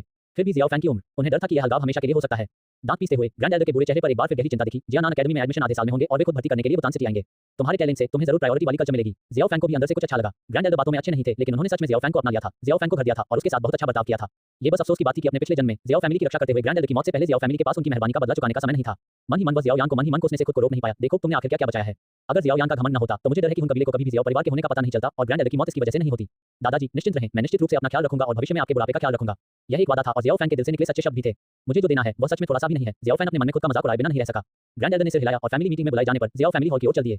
जाने से पहले उन्होंने बुदबुदाया, जियाओ फैमिली को फिर क्या हुआ? अपने दादाजी को जाते देख जियाओ फैन से पूछे बिना नहीं रह सकी, जियाओ फैन, क्या तुम जा रहे हो? किसी वजह से ज़ियाओ यू की आवाज़ में बिगड़ी हुई नखरेबाजी का भी अंदाजा था। हाँ, बड़ी बहन शियाओ यू, मुझे और मजबूत होने की जरूरत है। लेकिन तुम तो पहले से ही बहुत ताकतवर हो, तुमने तो दादाजी को लगभग हरा ही दिया था। यह अभी भी काफी नहीं है। ज़ियाओ फैन के पास समझाने का कोई तरीका नहीं था। भविष्य में आने वाली मुश्किलें और चुनौतियां और भी बड़ी होंगी। अपनी अभी की ताकत के साथ बतौर का चारा बनने के भी लायक नहीं था। ज़ियाओ यू ने ज़ियाओ फैन की आंखों में गहराई देखी, अपनी मुठ्ठियां भींची और ज़ियाओ फैन से कहा, ज़ियाओ फैन, मैं तुम्हें भी ढूंढने के लिए जियानान अकेडमी जरूर जाऊंगी। ठीक है, मैं तुम्हारा इंतजार करूंगा। ज़ियाओ फैन ने मुस्कुराते हुए ज़ियाओ यू के छोटे से सिर पर हाथ फेरा। इससे शियाओ यू, बिना पंजे वाली बिल्ली का बच्चा, बहुत गुस्सा हो गया। उसने अपने पंजे लहराए और शियाओ फैन के चेहरे पर झपटा। तुम्हें मेरा सिर छूने के लिए किसने कहा? ब्लेह ब्लेह ब्लेह। ज़ियाओ फैन एक झटके में खिसक गया। ज़ियाओ फैन को दूर जाते देख ज़ियाओ यू को अचानक थोड़ा दुख हुआ। उसके और ज़ियाओ फैन के बीच की दूरी और बढ़ती जा रही थी। जब वह दिन सच में आएगा तो क्या ज़ियाओ फैन अभी भी उसका इंतजार कर रहा होगा? स्पेरिंग प्लेटफॉर्म के दूसरी तरफ एक आदमी कोने में खड़ा होकर यह सीन देख रहा था। उसके नाखून उसके शरीर में गहरे धंसे हुए थे और उसका पूरा शरीर लगातार कांप रहा था। घिनौना शियाओ यू, ये व्यक्ति वास्तव में गुजुनर था जो 3 महीने से ज़ियाओ फैन के साथ एक भी शब्द का आदान प्रदान नहीं कर पाया था। वह केवल एक अंधेरे कोने से ज़ियाओ फैन को देख सकती थी। जब भी वह ज़ियाओ फैन के पास जाना चाहती थी, ज़ियाओ फैन हमेशा भागने के लिए अलग-अलग बहाने ढूंढ लेता था। जियानान अकेडमी, ज़ियाओ फैन, तुम भाग नहीं सकते। गुजुनर मुड़ी और चली गई। बहन, वह अजीब लड़की फिर से तुम्हें देख रही है। ज़ियाओ निंग ने ज़ियाओ यू की पीठ पर हाथ फेरकर उसे इशारा किया। शियाओ यू ने हैरानी से देखा। उसे इग्नोर करो, हम उसे जानते भी नहीं हैं, इसलिए इस तरह की लड़की को भड़काने की कोशिश मत करो।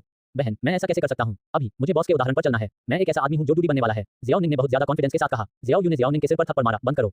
अगर तुम सुरक्षित और ठीक रह सको तो ये काफी होगा। ज़ियाओ निंग को साथ लेकर ज़ियाओ यू ने कल्टीवेट करना शुरू किया। अभी उसे कल्टीवेटिंग में कड़ी मेहनत करने और जल्द से जल्द ज़ियाओ फैन के बराबर पहुंचने की कोशिश करने की जरूरत थी। अपने कमरे में लौटकर ज़ियाओ फैन ने आराम नहीं किया। इसके बजाय उसने एक पिल फनिस निकाली, ठीक वही जो याफेई ने उसे पहले गिफ्ट की थी। 3 फायर आउटलेट वाली ये 3 पिल फनिस उसके अभी के इस्तेमाल के लिए बिल्कुल सही थी। अपनी स्टोरेज रिंग में रखी अलग-अलग दवा वाली जड़ी बूटियों को निकालकर ये कहा जा सकता है कि याफेई ने हर बात पर सोचा था और सब कुछ ठीक से और सही तरीके से तैयार किया था। अगर याफेई पर्दे के पीछे एक अच्छी पत्नी की तरह काम करती तो मुझे डर है कि चीजें बहुत आसान हो जाती। इसके बारे में और न सोचते हुए ज़ियाओ फैन ने पिल फनिस निकाली और उसे महसूस करने के लिए पहले खुद को गर्म किया। अपने डुक्यूई का इस्तेमाल करके ज़ियाओ फैन ने अलग-अलग दवा वाली जड़ी बूटियों को रिफाइन करने के लिए ठोस आग को गाढ़ा किया। ये ऑरा, कोई सच में ज़ियाओ फैमिली में अल्केमी कर रहा है। रिंग के अंदर याओ लाओ ने उत्सुकता से अपनी सोल परसेप्शन की रेंज बढ़ाई। 0.12 अध्याय 12 कीमिया। हे भगवान, ये बच्चा असल में कीमिया कर रहा है। हे भगवान, वह असल में फिजिकल आग को कंडेंस कर सकता है। हे भगवान, क्या ये जीनियस है? अच्छा नहीं, याओ लाओ, जो बहुत उत्साहित था, ने तुरंत अपनी आत्मा की समझ पर काबू पा लिया। ज़ियाओ फैन ने शक से इधर-उधर देखा। उसे अभी-अभी ऐसा लगा था कि उस पर जासूसी हो रही है और ये सारी अजीब चीजें पक्का कोई भ्रम नहीं थी। क्या ये वो आत्मा है? मुझे उम्मीद है कि तुम लापरवाही से काम नहीं करोगे, वरना सिर्फ एक बची हुई आत्मा पर भरोसा करके अभी के मेरे पास तुमसे निपटने के बहुत सारे तरीके हैं। ज़ियाओ फैन दवा वाली जड़ी बूटियों को ठीक करता रहा और कमरे में दवा वाली खुशबू भर गई। डुक्यूई के असर से सभी जड़ी बूटियां हवा में तैरने लगीं और लिक्विड चीजों में बदल गईं। किसने सोचा होगा कि 9वीं क्लास के एक जाने-माने अल्केमिस्ट को सच में इतनी मुश्किल अल्केमी करनी पड़ेगी? किलुओ खुशबू शरीर को बढ़ने में मदद कर सकती है। जीव फूल बहुत स्वादिष्ट है, थोड़ा शहद और गुड़ डालें। अचानक ज़ियाओ फैन हैरान रह गया। क्या वह अल्केमी नहीं कर रहा था? उसने शुगर पिल बनाना क्यों शुरू किया? पहले से बनी हुई शुगर पिल को देखकर ज़ियाओ फैन एक पल के लिए हैरान रह गया। छोड़ो, भूलो, चलो इसे उस छोटे खाने के शौकीन के लिए पहले से ही एक तोहफा तैयार करने जैसा समझते हैं। दर्जनों शुगर पिल्स को अलग रखकर ज़ियाओ फैन ने एक बार फिर औषधीय जड़ी बूटियों को रिफाइन करना शुरू कर दिया। घनीभूत ज़ियाओ फैन, जिसने सोचा था कि सब कुछ फूल प्रूफ है, उसे पता चला कि कुछ गड़बड़ है। ठीक नहीं है, भले ही मेरा डुक्यू अभी काफी है, लेकिन आग का टेंपरेचर अभी भी काफी नहीं है। अलग-अलग दवा वाली जड़ी बूटियां जो पहले आपस में मिली हुई थी, धीरे-धीरे टूटती हुई देखकर शियाओ फैन ने मन में सोचा कि यह बुरा हुआ। अरे, पिल फनिस फटने वाली है। ज़ियाओ फैन के माथे पर पसीना आ गया जब उसने जवाबी कार्रवाई के बारे में सोचा। अगर दूसरों को पता चला कि वह एक 9वीं क्लास के अल्केमिस्ट ने दूसरी क्लास की दवा की गोली को रिफाइन करते समय गोली की भट्टी को उड़ा दिया तो वह कभी नहीं सुन पाएगा। स्वर्ण सम्राट आकाश जलती हुई लौ बाहर आओ। गुजुनर, जो कमरे में पालथी मारकर बैठी थी और कल्टीवेट कर रही थी, ने अचानक देखा कि कुछ गड़बड़ है। उसके शरीर के अंदर golden emperor sky burning flame बिना किसी वार्निंग के एक बार फिर भड़क उठी। हिस मां, उसने गुजुनर पर कोई ध्यान नहीं दिया, जो स्वर्गीय ज्वाला के फटने के कारण बहुत ज्यादा दर्द में थी। ज़ियाओ फैन ने अपने माथे से ठंडा पसीना पोंछा और गोली भट्टी में बनी 2 औषधीय गोलियां निकाली। एक ही भट्टी से 2 गोलियां बन रही थी, दोनों ही उच्च श्रेणी की थी। बुरा नहीं है, अगर जड़ी बूटियों की उम्र थोड़ी ज्यादा होती तो यह एकदम सही होता। स्टोरेज रिंग में रहने वाले याओ लाओ का दिल चौंक गया। हालांकि सेकंड ग्रेड मेडिसिनल पिल बनने से जो चीज हुई वह असल में थी ही नहीं, लेकिन एनर्जी की उस लहर को याओ लाओ ने बहुत अच्छे से महसूस किया। वह सच में कामयाब हो गया। याओ लाओ के दिल में झटका कम नहीं था और यह एनर्जी रिपल कम से कम एक सेकंड ग्रेड मेडिसिनल पिल है, फिर भी ये सेकंड ग्रेड मेडिसिनल पिल से कहीं ज्यादा है, जबकि थर्ड ग्रेड तक पहुंचने में फेल हो जाती है। यह इतना अजीब क्यों है? याओ लाओ पूरी तरह हैरान था। इस समय उसका बहुत मन कर रहा था कि वह रिंग से बाहर निकलकर जांच करे। आखिर याओ लाओ ने कभी सोचा भी नहीं था कि कोई शुगर पिल बनाने के प्रोसेस को तेज करने के लिए अचानक एक ही भट्टी से कई गोलियां बनाने के अजीब काम पर रिसर्च कर सकता है। युवा पीढ़ी सच में बहुत मजबूत है। याओ लाओ के दिल में बहुत सारी भावनाएं उठी। फिर अपने बगल में बैठे बिगल शियाओ यान को देखा, जो असल में अभी भी पीछे पहाड़ पर महिलाओं के बाथ हाउस में एक नजर डालना चाहता था। वह सचमुच इस बुरे आदमी जैसा है। नहीं, हम एक ही रास्ते पर नहीं चलते। पीछे पहाड़ पर एक कुदरती गर्म पानी के झरने पर इस समय ज़ियाओ निंग अपने शरीर और मन को आराम देने के लिए गर्म पानी के झरने में आराम से नहा रहा था। फ्यू, मुझे नहीं पता कि मेरी बड़ी बहन को ये जगह कैसे मिली। एक शब्द में आरामदायक टिल्ड। ज़ियाओ निंग ने कभी सोचा भी नहीं होगा कि गर्म पानी के झरने के दूसरे छोर पर एक काली आकृति चुपचाप पानी में फिसल गई। वह कोई और नहीं बल्कि छोटा बिगड़ा हुआ ज़ियाओ यान था। इस समय वह धीरे-धीरे सफेद धुंध में उस आकृति की ओर कदम बढ़ाता गया। धुंध से अलग धुंधली आकृति और सुंदर शरीर ने एक खास आकर्षण जोड़ा। दूर से भी ज़ियाओ यान ये नतीजा निकाल सकता था कि वह व्यक्ति जरूर कोई उभरती हुई सुंदरी होगी। जी, थोड़ा और पास आकर ज़ियाओ यान और भी एक्साइटेड हो गया और मन ही मन सोचने लगा, कितने गोरे पैर हैं, मैं बस एक बार छूंगा। इस अचानक हरकत से ज़ियाओ निंग बहुत डर गया, जैसे बिजली गिर गई हो। वह तुरंत पानी से बाहर निकल आया।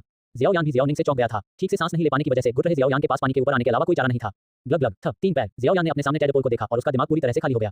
उसने अभी-अभी पिया हुआ गर्म पानी गटक लिया। उन गोरी कोमल लंबी टांगों का क्या हुआ जिनका वादा किया गया था? ज़ियाओ यान दहाड़ा। ज़ियाओ यान, यह असल में तुम हो? ज़ियाओ निंग ने हमला करने के लिए अपनी मुट्ठी घुमाई, लेकिन ज़ियाओ यान बिजली की तेजी से भाग गया।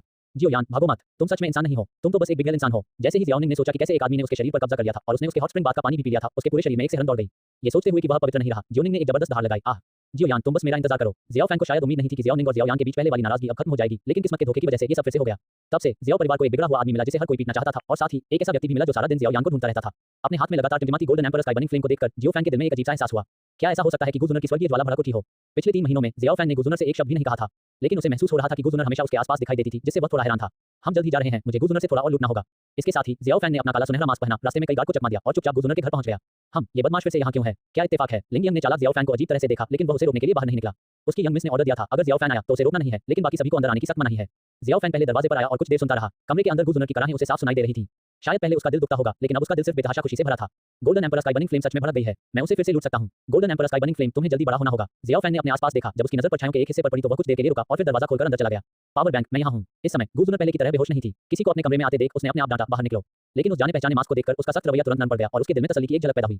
बहुत नरमी से उसने आने वाले व्यक्ति से कहा, आप यहाँ हैं। उसका थका हुआ शरीर तुरंत बेहोश हो गया। जियाओ फैन ने गू जूनर के रिएक्शन के बारे में सोचा। ये किस तरह का इमोशन है? डिपेंडेंस। ये कैसे हो सकता है? गू जूनर ने मुझे कभी भी अच्छा एक्सप्रेशन नहीं दिया। जियाओ फैन गू जूनर के पास आया और बैठ गया और चुपचाप स्पिरिट डिवोरिंग आर्ट चलाने लगा।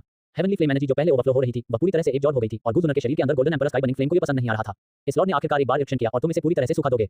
ऐसी सिचुएशन से जियाओ फैन भी हैरान रह गया। अरे अरे अरे, क्या सिचुएशन है? मैंने अभी तक कितना सीखा है और तुम अभी से मना कर रहे हो। मेरे लिए फूट पड़ो। इस समय जियाओ फैन की इच्छा भी थी कि वह गू जूनर के शरीर के अंदर golden emperor sky burning flame को भड़का सके, लेकिन साफ है कि कमरे में मौजूद वह व्यक्ति उसे ऐसा नहीं करने देगा। 13 चैप्टर 13 के लक्ष्य फिर भी स्पिरिट डिवोरिंग आर्ट से निकल लिए जाने के बाद एक हल्की सी मिलती जुलती एनर्जी को महसूस करने के अलावा सारी स्पिरिचुअल इंटेलिजेंस में गई।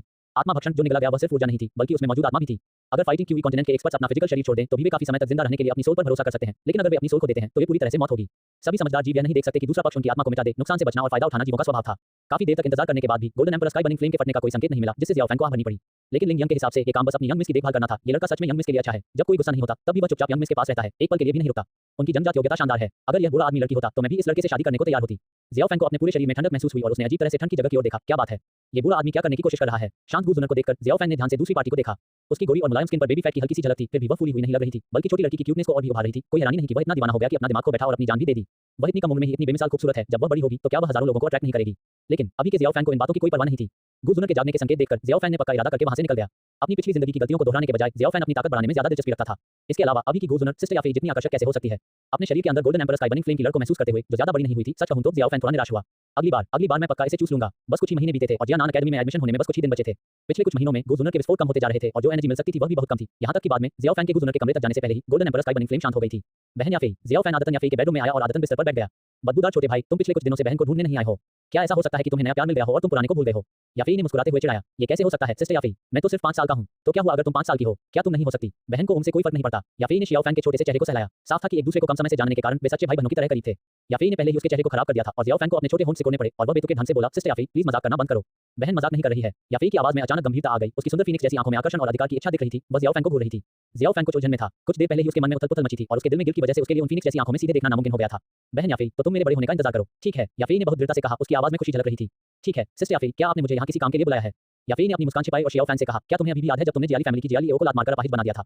जियाओ फैन ने एक पल सोचा, फिर उसे याद आया कि उसने 1 साल पहले किसी को लात मारी थी, लेकिन बहुत ज्यादा समय बीत चुका था। बाद में हिसाब बराबर करने में लगभग 1 साल नहीं लगना चाहिए, है ना? वह जियाली परिवार के बदले की कार्रवाई से नहीं डरता था। हालांकि वह हिंदू प्रैक्टिशनर था, फिर भी जियाली परिवार के पास जाकर सिर कलम करना उसके लिए काफी आसान था। याफी ने आगे बताया, उसके बाद जियाली परिवार ने लगातार जियाओ परिवार के लिए परेशानी खड़ी की, लगभग मारपीट की नौबत आ गई। मैंने इन चीजों के बारे में कभी क्यों नहीं सुना? जियाओ फैन को ऐसी चीजों की उम्मीद नहीं थी। ये सब इसलिए है क्योंकि तुम्हारी बहन बीच बचाव कर रही थी। याफी ने अपने शर्मीले गर्द को ऊपर उठाया। उसके पैर चमकीले लाल चौंसम के नीचे क्रॉस किए हुए थे और वह बिल्कुल एक महारानी जैसी लग रही थी। अच्छी बहन टिल्डा, तुमसे प्यार करता हूं। जियाओ फैन की बातें सच्ची थी। अभी वह बहुत छोटा था, नहीं तो वह याफी को किस करना चाहता। लेकिन हाल ही में जियाली फैमिली और ओबा फैमिली ने मिलकर एक या दो केमिस्ट को ढूंढा जो जियाओ फैमिली का घमंड दबाना चाहता था। मार्केट प्लेस और मेडिसिनल हब से होने वाली कमाई बहुत कम हो गई है और अभी जियाओ फैमिली की हालत खराब बताई जा सकती है। याफी ने सिर हिलाया। टियर 2। जियाओ फैन ने गहराई से सोचने के बाद पूछा, जियाली फैमिली और ओबा फैमिली के साथ क्या वे एक टियर 2 केमिस्ट को बुला सकते हैं? मैंने सुना है कि केमिस्ट की ओबा फैमिली के क्लैन चीफ के साथ पुरानी दोस्ती थी, इसलिए वह बीच में आने को तैयार था। याफी का इंटेलिजेंस नेटवर्क बहुत अच्छी तरह से जानकारी रखता था। बाहर कदम रखे बिना भी वह इस छोटे से बुतान शहर में हो रही हर चीज को समझ सकती थी। जियाओ फैन को यह भी पता चल गया कि पिछले कुछ दिनों से ग्रैंड एल्डर क्यों नाराज थे। ऐसा लग रहा था कि यह बात उनसे जुड़ी होनी चाहिए और ग्रैंड एल्डर ने भी शायद जानबूझकर यह बात छिपाई ताकि जियाओ फैन पर कोई शक न हो। याफी ने अपना गाल ऊपर उठाया और जियाओ फैन को देखा। उसे यह जानने की उत्सुकता होने लगी कि उसके सामने वाला आदमी इस मुश्किल को हल करने के लिए किस तरह का तरीका सोचेगा। सिर काटना तो सिर काटना ही है। जियाओ फैन के दिमाग में बस यही एक तरीका था, लेकिन साफ है ऐसा बर्ताव ठीक नहीं था। खुद को एक्सपोज करने की बात तो छोड़ ही दे, सबसे जरूरी बात यह थी कि दूसरे ने कुछ बहुत बुरा नहीं किया था, फिर भी वह उन्हें ऐसे ही खत्म कर देगा। जियाओ फैन की अंतरात्मा इसकी इजाजत नहीं दे रही थी। अपने छोटे बेटे के गहरे ख्यालों में डूबे चेहरे को देखकर याफी के दिल में प्यार उमड़ा।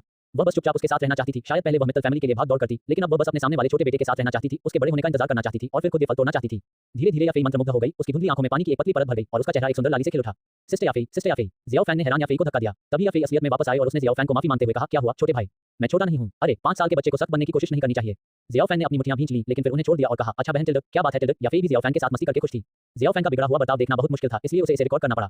नहीं सिस्टर सान के पास इसे हल करने का कोई ना कोई तरीका जरूर होगा, है ना? जियाओ फैन ने याफी से ऐसे लहजे में बात की जो उसे भी घिनौना लगा। बच्चों की तरह जवानी दिखाना सच में ऐसा कुछ नहीं था जो एक पुराने हाफ एम्पर एक्सपर्ट को करना चाहिए। चूंकि तुमने छोटे भाई अपनी इस बहन से एक एहसान मांगा है तो बेशक बहन के पास कोई रास्ता होगा। लेकिन टिल्डा, याफी ने जानबूझकर उसे सस्पेंस में रखा और अपने सामने जियाओ फैन को मतलब से देखती रही। जियाओ फैन को अचानक ऐसा लगा कि उसने अपनी पवित्रता खो दी है। चैप्टर 14 मित्तल परिवार के पहले बुजुर्ग थप्पड़। कमरे में एक तीखी आवाज गूंजी। याफी बहुत खुश थी, हालांकि उसे सिर्फ गाल पर किस मिला था। उसे विश्वास था कि जैसे-जैसे वह एक कदम आगे बढ़ेगी, जियाओ फैन जरूर उसके हाथ में आ जाएगा। याफी ने अब और गोलमोल बात नहीं की और जियाओ फैन से कहा, हाल ही में फैमिली का एक टियर 2 केमिस्ट भूटान सिटी में आएगा। हालांकि दोनों टियर 2 हैं, लेकिन उनकी एप्टीट्यूड और एल्केमी क्वालिटी ओबा फैमिली से कहीं ज्यादा मजबूत है। जियाओ फैन भी समझ गया, ये याफी का तैयार किया हुआ जवाबी उपाय था और इसे पहले भी तैयार किया गया था। अंदाजा था कि वह केमिस्ट अब से कुछ ही देर में आएगा। याफेई का सामना करते हुए जो बहुत नेक थी और हर चीज पर गहराई से सोचती थी, ज़ियाओ फैंग खुद को आगे बढ़कर उसे फिर से किस करने से रोक नहीं सका। जब फायदा हो तो उसका फायदा न उठाना इंसान को कमीना बनाता है, वैसे भी वह ज़ियाओ फैंग हारता नहीं है। सिस्टर याफेई, क्या मित्तल परिवार लोकल फैमिली स्ट्रगल में हिस्सा नहीं ले सकता? ज़ियाओ फैंग ने शक से पूछा। आखिर मित्तल परिवार एम्पायर के 3 बड़े परिवारों में से एक था और उसका मुख्य आर्थिक सोर्स ऑक्शन हाउस से होने वाली इनकम थी। अगर लोकल फैमिली स्ट्रगल में हिस्सा लेने की रेपुटेशन फैल गई तो मित्तल परिवार ने कई सालों से जो रेपुटेशन बनाई थी उसे बहुत नुकसान होगा। मैंने कहा था ना, अभी का मित्तल परिवार बड़ी बहन मैं तय करती हूँ। वैसे भी तुम मेरे छोटे भाई हो, मैं मदद क्यों नहीं कर सकती? याफेई की बातों ने ज़ियाओ फैंग को सच में बहुत हैरान कर दिया।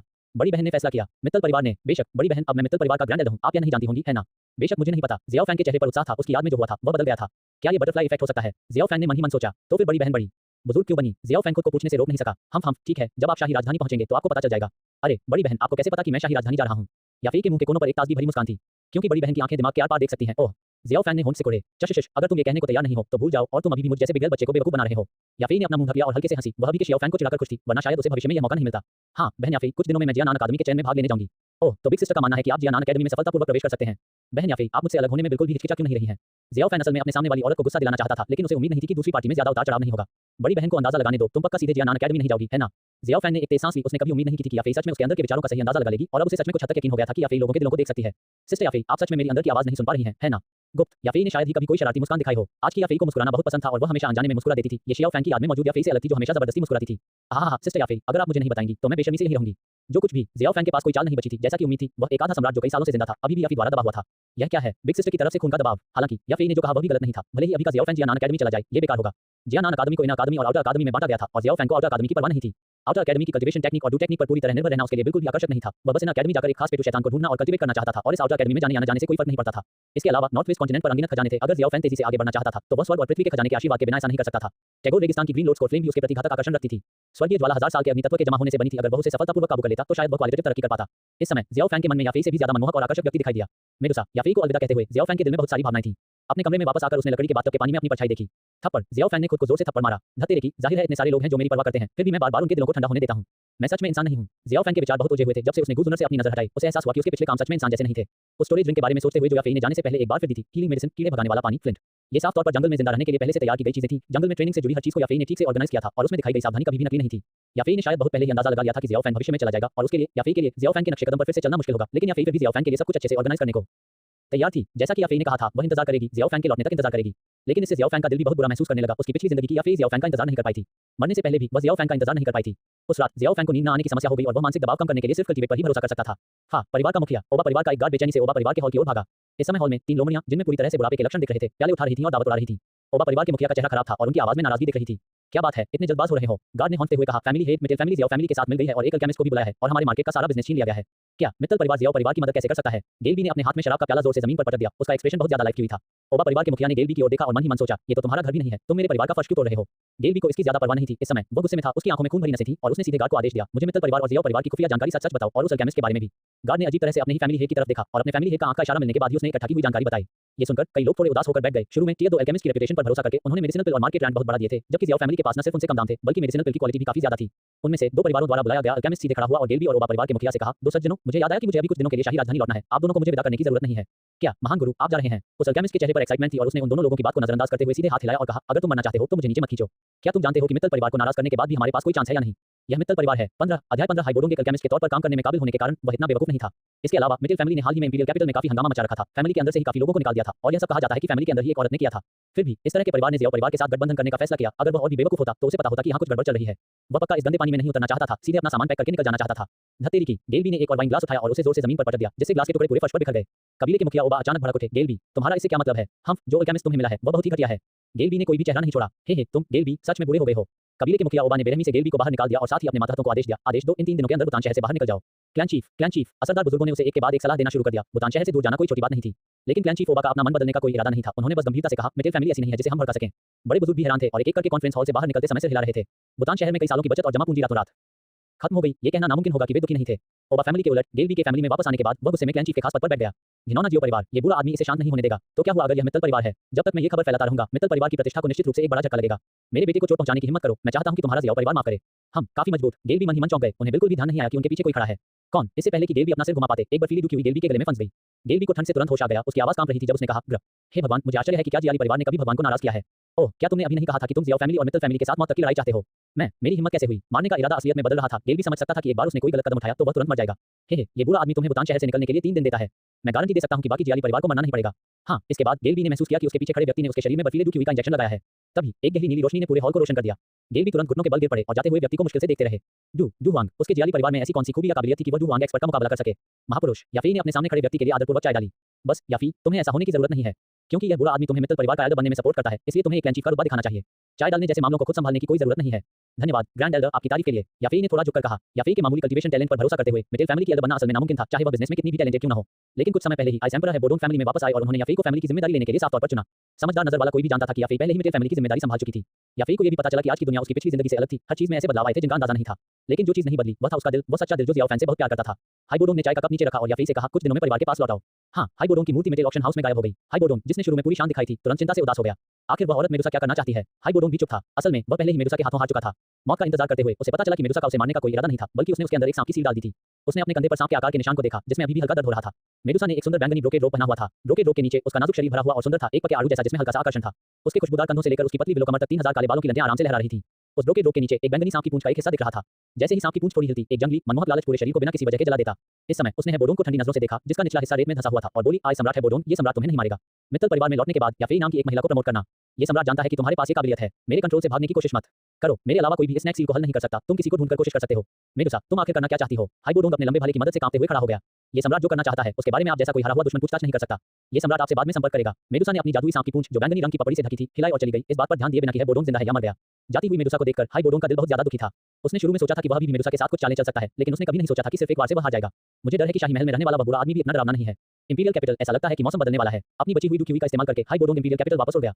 टैगोर रेगिस्तान में स्नैक पीपल पैलेस के अंदर। बड़ी बहन, आप वापस आ गई। इमिन, ऐसा क्यों लगता है कि बड़ी बहन बहुत खुश नहीं है? वहां है। क्या ऐसा हो सकता है कि वे चार बुरे लोग फिर से बड़ी बहन को परेशान कर रहे हैं? क्या ये चार कभी न मरने वाली बुरी चीजें मुझे हुक्म देने की हिम्मत कर सकती हैं? रानी मेडुसा की आवाज में गुस्सा और नफरत थी। हम तो फिर बड़ी बहन दुखी क्यों है? मैंने पहले इंसानों वाली पिक्चर बुक्स में देखा था कि बड़ी बहन की हालत कुछ ऐसी होती है। पसंद करना और ठीक है, प्यार में पड़ना। बड़ी बहन, तुम्हें प्यार हो गया है? मेडुसा ने इस औरत को जो बिल्कुल उसकी तरह दिख रही थी देखकर आंखें घुमाई और बेसब्री से कहा, जाओ एक तरफ खेलो। छी, बड़ी बहन तो मुझे अपना राज बताने को भी तैयार नहीं है। मैं खेलने के लिए यूमेई को ढूंढने जा रहा हूं। साफ तौर पर मेडुसा जैसी ही नशीली सुंदरता रखने वाली उसके मनमोहक आकर्षण में एक चंचल क्यूटनेस थी। अपनी खूबसूरत सांप जैसी पूंछ को घुमाते हुए जिसे छूने का मन करता था, हाथ में एक नीली तितली के साथ खेलते हुए वह सांप लोगों के महल से निकलते समय अपनी सांप जैसी पूंछ हिला रही थी। क्लैन चीफ, क्लैन के सदस्य बुतान शहर नहीं छोड़ना चाहते। हे, क्या तुम्हें लगता है कि मैं ऐसा करना चाहता हूं? इस समय के बाद मैं अपनी मर्जी से क्लैन चीफ के पद से हट जाऊंगा। इस समय गेल बी के सिर पर पहले से ही सफेद बाल थे और वह काफी बूढ़ी हो गई थी। कबीले का मुखिया, उदासोबा परिवार और जियाली परिवार के विपरीत इस समय शियाओ परिवार के सदस्य एक शानदार दावत कर रहे थे। जियाओ जान ने आगे बढ़कर खड़े होकर मित्तल फैमिली से आई लोगों से कहा, ग्रेट मास्टर गुनी, यंग मिस याफी, जियाओ जान अपनी बात कहने में अच्छा नहीं है, लेकिन मैं मित्तल फैमिली को उनकी मदद के लिए धन्यवाद देता हूं। जियाओ जान ने अपने कप में रखी बढ़िया वाइन की घूंट में पी ली और गुनी भी टोस्ट लौटाने के लिए खड़ी हो गई। जहां तक याफी की बात है, वह बस चुपचाप बैठी देखती रही। उसके स्टेटस को देखते हुए उसे जियाओ फैमिली के सामने अच्छा दिखाने की जरूरत नहीं थी। जियाओ फैमिली की मदद करने में उसकी मदद सिर्फ जियाओ फैन के लिए थी। जियाओ जान भी शर्मिंदा नहीं था। उसे साफ पता था कि उसके सामने वाली औरत में कितनी हिम्मत और ताकत है। पूरे परिवार का खून खराबा और यहां तक कि कुछ ही महीनों में पूरे मित्तल परिवार को हराकर जियामा साम्राज्य की आर्थिक जीवन रेखा को कंट्रोल करने वाला एक बड़ा परिवार बन गया। उन्होंने इस जानकारी के बारे में एक दो बातें सीख ली थी। 16 चैप्टर 16 बिना नशे के नशा। बहन याफी, शश, बहन नशे में है, तुम उसकी नींद में खलल नहीं डाल सकते। याफी ने कहा। उसकी आंखें धुंधली थी क्योंकि वह जियाओ फैन को एक हैरान नजर से देख रही थी। जियाओ फैन भी इस बात से थोड़ा हैरान था कि याफी ने उसका घर कैसे ढूंढ लिया। सिस्टर याफी, आपने तो ड्रिंक भी नहीं की, आप नशे में कैसे हो सकती हैं? जियाओ फैन ने बेबस होकर याफी को देखा, जो अभी उसके बिस्तर पर लेटी हुई थी और सोने का नाटक कर रही थी। उस पर शराब का जरा भी असर नहीं था, तो वह नशे में कैसे हो सकती है? मुझे कोई फर्क नहीं पड़ता, तुम्हारी बहन आज रात यहीं सो रही है। जियाओ परिवार ने रहने की व्यवस्था की होगी। कोई नहीं, जियाओ फैन चुप था। एक औरत से बात करना नामुमकिन था, क्योंकि याफी ने यह मानने से इनकार कर दिया, इसलिए जियाओ फैन ने उसे बिस्तर पर रहने दिया। ठीक है, तो फिर सो जाओ। हे, मेरा बदबूदार छोटा भाई आखिरकार मेरी परवाह करता है। चलो अपनी बहन को गले लगाओ। उस डरावनी शक्ल को देखकर जियाओ फैन झिझका, लेकिन फिर भी अपने दिल की सुनी और बिस्तर के पास चला गया। अचानक उसे पीछे से गले लगा लिया गया। कोई हड्डी जैसा एहसास नहीं था, बस कुशनिंग से नर्म घना छूने जैसा एहसास था। किसी तरह वे दोनों एक दूसरे की बाहों में सो गए और जियाओ फैन याफी की बाहों में कसकर लिपटा हुआ था। हम बदबूदार छोटे भाई, तुम्हें जल्दी बड़ा होना चाहिए, याफी ने चिढ़ाते हुए कहा। तुम्हारी बहन यहाँ ज्यादा इंतजार नहीं कर सकती। जियो फैन, बहन तुम्हारा इंतजार करेगी, तुम्हारे वापस लौटने का इंतजार करेगी। सांस लेने की एक स्थिर आवाज आई, जिसमें हल्की फुसफुसाहट भी मिली हुई थी। जियाओ फैन धीरे से घूमा, याफी से आ रही हल्की खुशबू को हल्के से सूंघा। उसने अपने सामने उस खूबसूरत चेहरे को देखा जो समय की मार से अभी तक चमका नहीं था। उसके हथेली जितने छोटे से चेहरे पर दो हल्की लेकिन साफ एकदम सही शेप की आईब्रो थी, जो उसकी साफ खूबसूरत आंखों को और भी अच्छा बना रही थी, जिससे आंखें बहुत आकर्षक लग रही थी। उसकी लंबी पलकें नमी से भीगी हुई थी और उसकी सीधी नाजुक नाक थोड़ी लाल थी, शायद जियाओ फैन के शरीर से सटने की वजह से। उसकी गोरी और कोमल त्वचा एकदम बेदाग थी, एक बेदाग कैनवास की तरह सफेद, जिसका टेक्सचर नाजुक और एक जैसा था, जिसमें एक भी झुर्रिया ढीलेपन का निशान नहीं था। जियाओ फैन ने याफी को अपनी बाहों में भर लिया और धीरे-धीरे उसके पास आकर उसके माथे पर हल्का सा किस किया। बहन याफी, मैं तुम्हें पीछे नहीं छोड़ूंगा। याफी के होठों के कोने नींद में थोड़े मुड़ गए, जैसे वह कोई मीठा सपना देख रही हो। सुबह की धूप उन दो आकृतियों पर पड़ रही थी जो एक दूसरे को कसकर गले लगाए हुए थे, बिखरे हुए बालों के साथ, एक कंबल जो कहीं से गिर गया था और दो आकृतियां, एक बड़ी और एक छोटी। दोनों ने एक दूसरे को बड़ी-बड़ी आंखों से देखा, लेकिन उम्मीद के मुताबिक चीख नहीं निकली। इसके बजाय याफी ने प्यार से जियाओ फैन को मॉर्निंग किस दिया। हम, ये खुशबूदार है। याफी ने अपने कपड़े ठीक किए और जियाओ फैन को गुस्से से देखते हुए पूछा, मेरी छाती के आसपास के कपड़े इतने गंदे क्यों हैं? जियाओ फैन की नजरें इधर-उधर हो गईं। उसने कसम खाई कि उसे सच में इसका पता नहीं था। अगर वह सोते समय किसी चीज को पकड़कर नहीं रखता तो उसे चैन नहीं मिलता। Sister Yafei, good morning. Xiao Fan का शांत स्वभाव याफी की आंखों में उतर गया। याफी ने अपना सिर थोड़ा नीचे किया, फिर एक प्यारी चंचल मुस्कान दी। उत्सुकतावश जियाओ फैन ने याफी की नजरों का पीछा किया और तुरंत अपने ऊपर कंबल लपेट लिया। छी, एक छोटे से पिपसिक्वैक के बारे में छिपाने की क्या बात है? याफी सही थी, अभी जियाओ फैन अपना सिर भी नहीं उठा पा रहा था। ये बर्दाश्त नहीं किया जा सकता। उनकी हंसी मजाक के बीच जियाओ फैन और याफी एक साथ कमरे से बाहर चले गए। जियो फैन। आज जियाओ यू ने एक नीली ड्रेस पहनी थी जिसका हेम उसकी जांघों के बीच तक आ रहा था, जिससे उसकी जैसी पतली टांगों से एक डोमेन बन रहा था। उसकी पूर्णिमा जैसी सफेद कमर बैग से 4 रिबन निकले हुए थे, जिनमें से हर एक के आखिर में एक छोटी सुनहरी घंटी थी। उसकी कमर पर तलवार पूरी तरह से एक गरिमापूर्ण स्वभाव को प्रदर्शित कर रही थी। आज जियाओ यू को अपने दादाजी से ये तलवार बड़ी मुश्किल से मिली थी। अच्छे से तैयार होने के बाद वह जियाओ फैन के दरवाजे के बाहर काफी देर तक हिचकिचाती रही और आखिर में उसके बाहर आने का इंतजार करने लगी। ग्रैंड एल्डर, हम ले लिया गया। जियाओ फैन या फेई, तुम लोग। शियाओ यू ने हैरानी से उन दोनों को देखा। उस जवान लड़की के दिल में कई तरह के अंदाजे घूम रहे थे। क्या ऐसा हो सकता है कि वे रात में एक साथ सोए हों? नहीं नहीं नहीं, ऐसा नहीं हो सकता। जरूर कोई गलतफहमी हुई होगी। क्लैंग, शियाओ यू के दिमाग में एक मेंटल क्रैश हुआ, जिससे उसकी सोचने की ताकत चली गई और उसका पूरा शरीर हैरान और उलझन में पड़ गया। ये सीन देखकर याफेई ने जियाओ फैन को गुस्से से देखा। वह इस तरह की सिचुएशन से बहुत ज्यादा वाकिफ थी। जियाओ फैन, तुम मुझे क्यों देख रहे हो? छोटी बहन शियाओ यू, है ना? याफेई ने सबसे पहले कहा। हम। जियाओ यू ने लकड़ी की तरह से हिलाया। शियाओ फैन, और मेरे बीच कुछ नहीं चल रहा है। वह मेरा छोटा भाई है। मैं आज सुबह उससे कुछ बात करने आया था, इसलिए ज्यादा मत सोचो। छोटी बहन शियाओ यू। शियाओ यू का छोटा सा चेहरा अचानक लाल हो गया। नहीं नहीं नहीं, मैं ज्यादा नहीं सोच रहा था। छोटी बहन शियाओ यू ने आज बहुत प्यारे कपड़े पहने हैं, इसलिए बहन अब तुम दोनों को परेशान नहीं करेगी। याफेई अपनी पतली टांगों पर चलती हुई चली गई और जाने से पहले उसने जियाओ फैन को गुस्से से देखा। सौगंध बहन, ये शब्द हमेशा थोड़ा अजीब लगता है। जियाओ फैन अभी भी कुछ सोच में डूबा हुआ था। जियाओ यू ने याफेई को जाते हुए देखा, फिर अपने फिगर की तुलना याफेई से की और जियाओ फैन से पूछा, क्या जियाओ फैन को याफेई जैसा फिगर पसंद है? ली, हम। बड़ी बहन शियाओ यू, आपने अभी क्या पूछा? कुछ नहीं। जियाओ यू ने अचानक अपनी कमर पर बंधी तलवार निकाली और जियाओ फैन की तरफ इशारा करते हुए कहा, ट्रेनिंग के लिए मेरे साथ चलो। ओह ठीक है। धीरे धीरे समय बीतता गया और जल्द ही जियानान अकादमी के लिए स्टूडेंट्स को रिक्रूट करने का दिन आ गया। आजकल बुतान शहर पर सिर्फ जियाओ फैमिली का कब्जा था। पूरे चौक पर जियाओ फैमिली के गार्ड पहरा देते थे और यह जियानान अकादमी के लिए रिक्रूटमेंट साइट का भी काम करता था। पूरा चौक लोगों से भरा हुआ था। अगर सिटी लॉर्ड की हवेली और शियाओ परिवार ने मेंटेनेंस नहीं किया होता तो शायद पूरे चौक की व्यवस्था बहुत पहले ही बिगड़ गई होती। एक बहुत बड़ा ग्रिफिन आसमान में उड़ रहा था, जिससे चौक में इतनी तेज हवा चल रही थी कि कमजोर दिमाग वाला कोई भी उड़कर नीचे गिर जाता था। 3 स्टार डू प्रैक्टिशनर के तौर पर अपनी ताकत पर भरोसा करते हुए जियाओ फैन ने इस तेज हवा को आसानी से संभाल लिया। फिर भी उसके दिल में शक था, क्या जियानान अकादमी की भर्ती इतनी शानदार है? ग्रिफिन की पीठ पर एक के बाद एक लोगों की भीड़ बाहर निकली। जियाओ फैन को पता था कि वे जियानान अकादमी के रिक्रूटमेंट टीचर थे। जियाओ फैन का दिल भी कुछ खुश था। आखिर जब तक वह जियानान अकादमी में शामिल होगा, बहुत छोटे से खाने के शौकीन के कुछ कदम और करीब आ जाएगा। लेकिन जल्द ही जियाओ फैन की पुतलियां फैल गईं, जैसे उसने कुछ असाधारण देखा हो। ठीक उस ग्रिफिन पर बैंगनी रंग की 2 पूंछ वाली एक छोटी लोली सफेद रेशमी स्टॉकिंग्स में लिपटी अपनी छोटी टांगों को आगे पीछे झुला रही थी। आलस से ग्रिफिन पर लेटी हुई एक अनजान दवा वाली जड़ी बूटी चबा रही थी। दूसरे ग्रिफिन की बेकाबू हरकतों के मुकाबले इस बैंगनी बालों वाली छोटी लोली के नीचे बैठा ग्रिफिन बहुत नीचे झुका हुआ था। बहुत डर के मारे अपना सिर नीचे किए हुए था। उसकी आंखें उसकी पीठ पर बैठी बैंगनी बालों वाली छोटी लोली से बच रही थी। छोटी लोली ने ग्रिफिन के सिर पर हाथ फेरा और कहा, छोटे जिन, मेरे वापस आने का इंतजार करो और बिना सोचे समझे इधर-उधर मत घूमो। छोटी लोली ने शरारत से अपने गाल फुलाए। उसका प्यारा सा चेहरा ऐसा था कि कोई भी उसके पास जाने से खुद को रोक नहीं पाता था। हालांकि उसके मुंह के कोनों पर मुस्कान छिपाई नहीं जा सकती थी।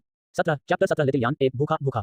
इससे उसके पास बैठा ग्रिफिन काफी डर गया और उसने तुरंत उड़ने के लिए अपने पंख फैला दिए और एक तेज चुभने वाली चीख निकाली। छोटी लोली ने एक हाथ से ग्रिफिन का पंख पकड़ लिया। उसका छोटा सा शरीर बड़े आकार के ग्रिफिन से बिल्कुल अलग दिख रहा था, जैसे कि उसमें बहुत ज्यादा ताकत हो। ग्रिफिन हवा में मजबूती से फंसा हुआ था और सिर्फ दुखी चीखें ही निकाल पा रहा था। हैरानी में ग्रिफिन को लगा जैसे उसकी पक्षी वाली जिंदगी वहीं खत्म हो रही है। प्लाजा में मौजूद सभी लोग बैंगनी बालों वाली छोटी लोली को देखकर हैरान रह गए, जो दोनों के साइज के अंतर को देखकर अपने हाथों से इशारा कर रही थी। इतनी छोटी सी आकृति इतनी बड़ी आकृति को पकड़ सकती है। छोटे जिन, अच्छे बनो। छोटी लोली ने अपना दाहिना हाथ उठाया और लगातार हिलाया। जियाओ फैन का मुंह फड़क उठा। उसने साफ देखा कि ग्रिफिन की आंखों में आंसू थे, जिससे पता चल रहा था कि उसे कितना साइकोलॉजिकल ट्रॉमा हुआ था। हालांकि उनके लंबे समय से इंतजार किए जा रहे रियूनियन जियाओ यानेर से और भी ज्यादा खुशी हुई। जियाओ फैन की आवाज सुनकर जियान ने अपना सिर घुमाया। उसने जियाओ फैन को भी देखा। उसके मुंह के कोने सिकुड़ गए थे और उसकी खूबसूरत आंखों में तेज रोशनी चमक रही थी। फिर भी एक मौन सहमति के साथ उनमें से कोई भी दूसरे को खोजने नहीं गया। Snap, ouch! जियान के सिर पर किसी ने जोर से थप्पड़ मारा। नए आदमी को देखकर जियान ने गुस्से से इशारा किया और डांटा, बूढ़े सूप, मेरे सिर पर फिर से मारने की कोशिश करो। जियाओ फैन ने उस व्यक्ति को भी पहचान लिया जिसे जियान ओल्ड मैंसू कहता था। वह कोई और नहीं बल्कि जियानान अकादमी की ग्रैंड एल्डर सुकियान थे। मैंने तुमसे बार-बार कहा है कि अजीब काम मत करो। देखो तुमने कितनी गड़बड़ कर दी है। जियान ने अपने हाथ कमर पर रखे और गर्व से अपना सिर दूसरी तरफ घुमा लिया। अगर तुमने फिर से कोई हरकत की तो मैं तुम्हें वापस खींच लाऊंगा। जाहिर है ये शब्द जियान पर बहुत असरदार थे। वह तुरंत एक अच्छी चालाक मुस्कान के साथ बोली, ओल्ड मैंसू टिल्डर, मैं गलत थी। जियाओ फैन और सुकियान दोनों हैरान रह गए। ये लड़की अपनी गलती मान रही है। मुझे डर है कि यह कुछ ऐसा है कि मैं गलत था, लेकिन मैं फिर भी ऐसा करूंगा। सुकियान ने अपना सिर हिलाया। ठीक है। मुझे अभी भी नहीं पता कि आप बुतान शहर में क्या करने के लिए आ रहे हैं। जियान ने अपनी छोटी सी जीभ बाहर निकाली और मुंह बनाया। पफ, बूढ़े आदमी, ये तुम्हारा कोई काम नहीं है। सुकियान पूरी तरह से बेबस था। वह जियान के साथ यहाँ सिर्फ इसलिए आया था क्योंकि वह उसकी कड़वी मिन्नतों को बर्दाश्त नहीं कर सकता था। जियाओ फैन को एक पल के लिए लगा कि उसकी यादें गड़बड़ा गई हैं। सुकियान और जियान इस समय बुतान सिटी क्यों आए? क्या ये सच में स्टूडेंट रिक्रूटमेंट के लिए है? ये तो उनकी बहुत बड़ी बेइज्जती है। अगर बुतान सिटी के लोगों को पता चल गया कि उनके सामने वाला बूढ़ा आदमी दुजुंग है तो शायद उनके मुंह खुले के खुले रह जाएंगे। अभी जियानान अकादमी ने बैकडोर लेने की इजाजत नहीं दी थी। जियाओ फैन भी बाकी सबकी तरह लाइन में लग गया। जहां तक नजर जा सकती थी लंबी लाइन फैली हुई थी। असल में अगर जियाओ फैन ने जियाओ फैमिली डिसाइपल के तौर पर अपनी पहचान बताई होती तो वह आसानी से आगे बढ़ सकता था, लेकिन जियाओ फैन का ऐसा करने का कोई इरादा नहीं था। जियाओ फैमिली से जितना हो सके उतनी दूरी बनाए रखना भी जियाओ फैन का ही आइडिया था। यो बेटा, तुम्हारा नाम क्या है? आवाज सुनकर जियाओ फैन अपनी तंद्रा से बाहर आया और उसने अपने सामने देखा तो पाया कि वह पूरी तरह खाली था। तुम कहां देख रहे हो? जियाओ फैन ने अपना सिर नीचे किया और देखा कि जियान अपना सिर उठा रही है और उसकी आंखों में साफ नफरत भरी नजरों से उसे देख रही है। जियान को मन ही मन थोड़ी नाराजगी हुई। वह असल में जियाओ फैन को ढूंढने आई थी। उसका इरादा अभी के जियाओ फैन को डराना था, लेकिन किसने सोचा होगा कि अभी जियाओ फैन उससे लंबा है। क्या ये लड़का छोटा होने पर भी इतनी तेजी से बड़ा हो गया? जियान ने दुखी होकर शिकायत की। जियाओ यान, क्या तुम्हें दूसरों से उनका नाम पूछने से पहले अपना नाम नहीं बताना चाहिए? जियाओ फैन ने लगभग जियाओ यान नाम बोल ही दिया था, लेकिन ये याद करते हुए कि वे दोनों अभी एक दूसरे को नहीं जानते थे, उसने नर्म लहजे में पूछा, मेरा नाम जियान है। जियान ने अनजाने में जवाब दिया, लेकिन उसने तुरंत रिएक्ट किया कि वह ऐसी कोई नहीं थी जिसे जियाओ फैन अभी आसानी से मैनिपुलेट कर सके, तो वह इतनी आसानी से जवाब कैसे दे सकती है? जियान, है ना? कितना अच्छा नाम है। तुम मुझसे छोटे हो, मैं तुम्हें जियाओ यान कहूं, ठीक है? नहीं। जियान ने मन ही मन खुद को मुक्का मारा। उसका मुंह हमेशा उसके दिमाग से ज्यादा तेज क्यों चलता था? जियान के एक्सप्रेशन से बेपरवाह जियाओ फैन ने आदतन अपनी स्टोरेज ड्रिंक से कुछ सैक की बोतलें निकाली। वे ठीक वही शुगर पिल्स थी जिन्हें उसने पहले दवा बनाते समय अनजाने में रिफाइन किया था। मेरा नाम जियाओ फैन है, आपसे मिलकर अच्छा लगा जियाओ यानर, यह आपके लिए एक गिफ्ट है। जियाओ फैन ने अपने हाथ में पकड़ी शुगर पिल्स एक ही बार में जियान के हाथों में थमा दी। एक के बाद एक बहुत ध्यान से तैयार की गई जैक की बोतलें जियान के हाथों में रखी गईं और वे जल्दी ही पूरी तरह भर गईं। उन्हें देते समय जियाओ फैन ने उनका परिचय भी दिया। ये शहद के स्वाद वाला है, ये बहुत मीठा है, ये शहद से बना है, यह आपके दांतों पर चिपक जाता है, इसलिए आप इसे ज्यादा नहीं खा सकते। ये वनीला फ्लेवर वाला है, यह आपकी लंबाई बढ़ाने में मदद करता है। ये 5 नट फ्लेवर वाला है, ओह इसका स्वाद अच्छा नहीं है, इसे भूल जाना ही बेहतर है। जियाओ फैन के लगातार टोकने के बीच जियान अचानक घूम गया, जिससे जियाओ फैन पूरी तरह से हैरान रह गया। तभी उसे याद आया कि वे दोनों अभी तक एक दूसरे को नहीं जानते थे। जियाओ फैन ने अपनी हरकतें रोकी और समझाया, ओह सॉरी, यह मेरी अचानक हुई बात थी। अपने हाथों में ढेर सारी ज़ेड बोतलों को देखकर जियान के आंसू उसके गालों पर टपकने लगे, टपक टपक। आंसू की बूंदें ज़ेड बोतलों पर फिसल गईं और उसने अपनी सिसकियां रोक लीं। जियान ने ज़ेड की बोतलों को गले लगाया और एक झटके में भाग गया। जियाओ फैन ने मन ही मन सोचा कि यह बुरा है, उसकी हरकतों ने जियान को सच में डरा दिया था। ये बिल्कुल वैसा ही था जैसे आप सड़क किनारे चल रहे हो और अचानक कोई अनजान अंकल आपसे पूछे, छोटी बच्ची क्या तुम अंकल का लॉलीपॉप खाना चाहती हो? तुम्हें गिरफ्तार कर लिया जाएगा या मौत की सजा का सामना करें। रुको, क्या ये लीगल है? हम जियाओ फैन ने आह भरी, लगता है मैं जियाओ याने को बाद में ही समझा पाऊंगा। वो जियान को रोते हुए वापस भागते देख सुकियान पूरी तरह हैरान रह गया। उसने हमेशा जियान को अपनी पोती की तरह माना था और यह पहली बार था जब उसने उसे इतना दुखी देखा था। जियान, क्या हुआ? वो मैं ठीक हूँ, मैं बहुत खुश हूँ। सुकियान जो दिलासा देने वाले शब्द कहना चाहता था, वे तुरंत उसके गले में अटक गए। जियान को देखकर, जिसका चेहरा आंसुओं से भरा था और वह एक छोटी बिल्ली के बच्चे की तरह रो रहा था, सुकियान खुद को रोक नहीं पाया और बोल पड़ा, खुश। क्योंकि मैंने एक बहुत बहुत अच्छा दोस्त बना लिया है। सुकियान को उम्मीद नहीं थी कि जियान सिर्फ एक दोस्त बनाकर इतना खुश होगा। सोचने पर इस लड़की का जियान अकेडमी में कोई दोस्त नहीं था और स्टूडेंट्स को ऐसा लगता था जैसे उन्होंने जियान को जब भी देखा हो कोई भूत देख लिया हो। हालांकि वह थोड़ा उत्सुक भी था कि यह बहुत बहुत अच्छा दोस्त कौन था। जियान ने सबसे पहले सभी ज़ेड की बोतलें अपने स्टोरेज रिंग में रखी और फिर 5 नट फ्लेवर वाली एक बोतल निकाली। जियाओ फैन ने एक बार कहा था कि 5 नट फ्लेवर वाली शुगर पिल्स का स्वाद बहुत खराब होता है और मुंह में जाने पर अलग-अलग स्वाद के असर से कोई भी उन्हें थूकने से खुद को रोक नहीं पाता।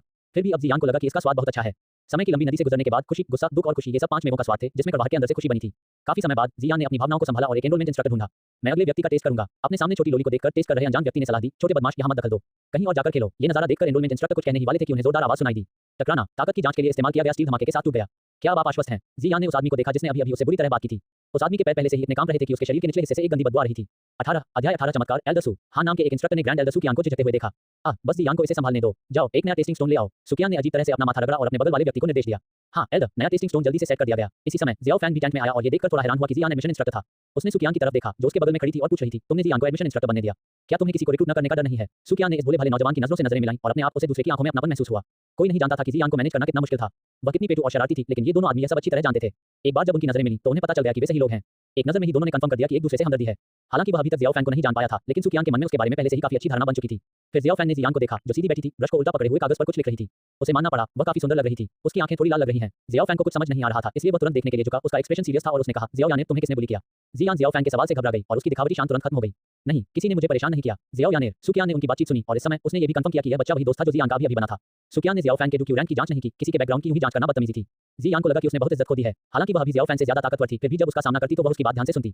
वो जियाओ फैन ने मुझे बिगाड़ दिया। जियान ने अपनी छोटी गुलाबी मुट्ठियां भींच लीं। अगली बार मैं जियाओ फैन को इतनी आसानी से कामयाब नहीं होने दूंगी। सुकियान ने जियान को और भी ज्यादा हैरानी से देखा। उसकी याद में क्या जियान कभी इतना बात मानने वाला था? फिर भी उसके सामने इस छोटे से बदमाश ने असल में जियान को इतना अच्छा बर्ताव करने के लिए डिसिप्लिन किया था। अब सुकियान को जियाओ फैन में और भी ज्यादा दिलचस्पी थी। गहरी सांस लेते हुए जियान ने पूछा, नाम डूक्यू रैंक? जियाओ फैन ने गंभीर जियान को देखा और उसके छोटे से सिर को थपथपाया। सुकियान को मन ही मन लगा कि कुछ गड़बड़ है और वह जियाओ फैन को बचाने के लिए बीच में आने वाली थी। जियान को सबसे ज्यादा नफरत तब होती थी जब दूसरे उसके सिर को छूते थे और इसके अलावा जियान पीछे नहीं हटता था। एक मुक्के से जियान का पहला दोस्त शायद चला जाता। सुकियान ने एक बुरे पिता की तरह चिंता दिखाई और डूकी ने अपनी उंगलियों को पकड़ा, लेकिन उम्मीद के मुताबिक चीख नहीं निकली। इस समय जियान जियाओ फैन के प्यार का मजा ले रही थी, यहाँ तक कि उसने अपनी आंखें सिकोड़ लीं और बिल्ली की तरह म्याऊं म्याऊं कर रही थी। ममम टिल्डर शियाओ फैन 5 साल का 3 स्टार डू प्रैक्टिशनर। जियान ने बिना किसी शक के जियाओ फैन की जानकारी रिकॉर्ड कर ली, लेकिन सुकियान खुद को रोक नहीं पाई और बोली, क्या 3 स्टार डू प्रैक्टिशनर 5 साल का? इस जानकारी ने सुकियान को जियान के पहले के अजीब व्यवहार से भी ज्यादा हैरान कर दिया।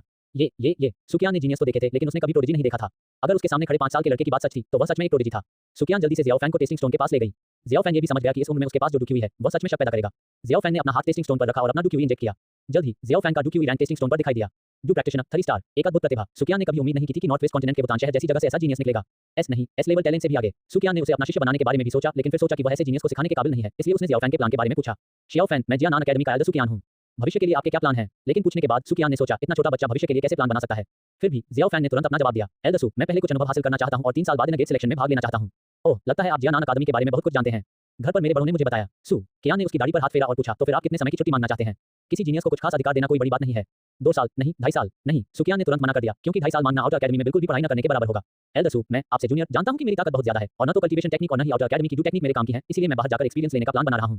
सुकियान फिर से हिचकिचाया। वह देख सकता था कि जियाओ फैन को सच में खुद की अच्छी समझ थी। ऐसे जीनियस को वह कंट्रोल नहीं कर सकता था। ठीक है, इंस्ट्रक्टर हान एक 9 स्टार डू मास्टर हैं। अगर आप उनके खिलाफ 20 चालें टिक पाते हैं तो मैं आपकी रिक्वेस्ट मान लूंगा। सुकियान ने इंस्ट्रक्टर हान को देखा और इंस्ट्रक्टर हान समझ गए।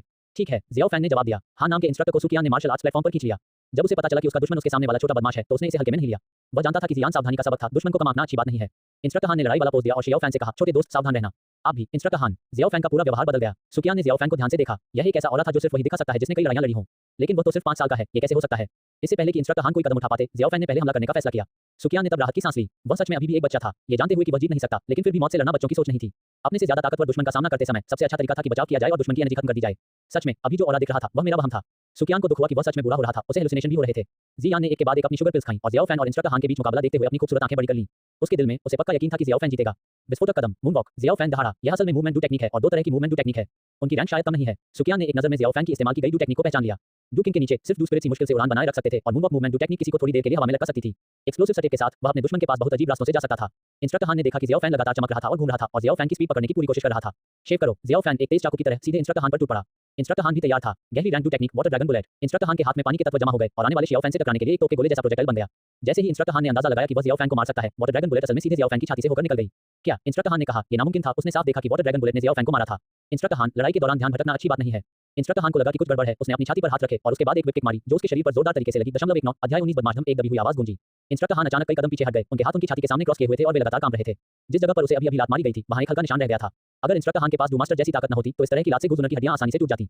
सुकियान ने पाया कि उसके सामने बैठा छोटा सा लड़का उसे बहुत ज्यादा सरप्राइज दे रहा था, यहां तक कि इस छोटे लड़के ने उसे भी धोखा दिया था। इंस्ट्रक्टर हान की वाटर ड्रैगन बुलेट ने जियाओ फैंग को मारा था, लेकिन जो लगा वह सिर्फ एक क्लोन था, एक डुक्यू क्लोन जिसे एक सीक्रेट टेक्निक से बनाया गया था।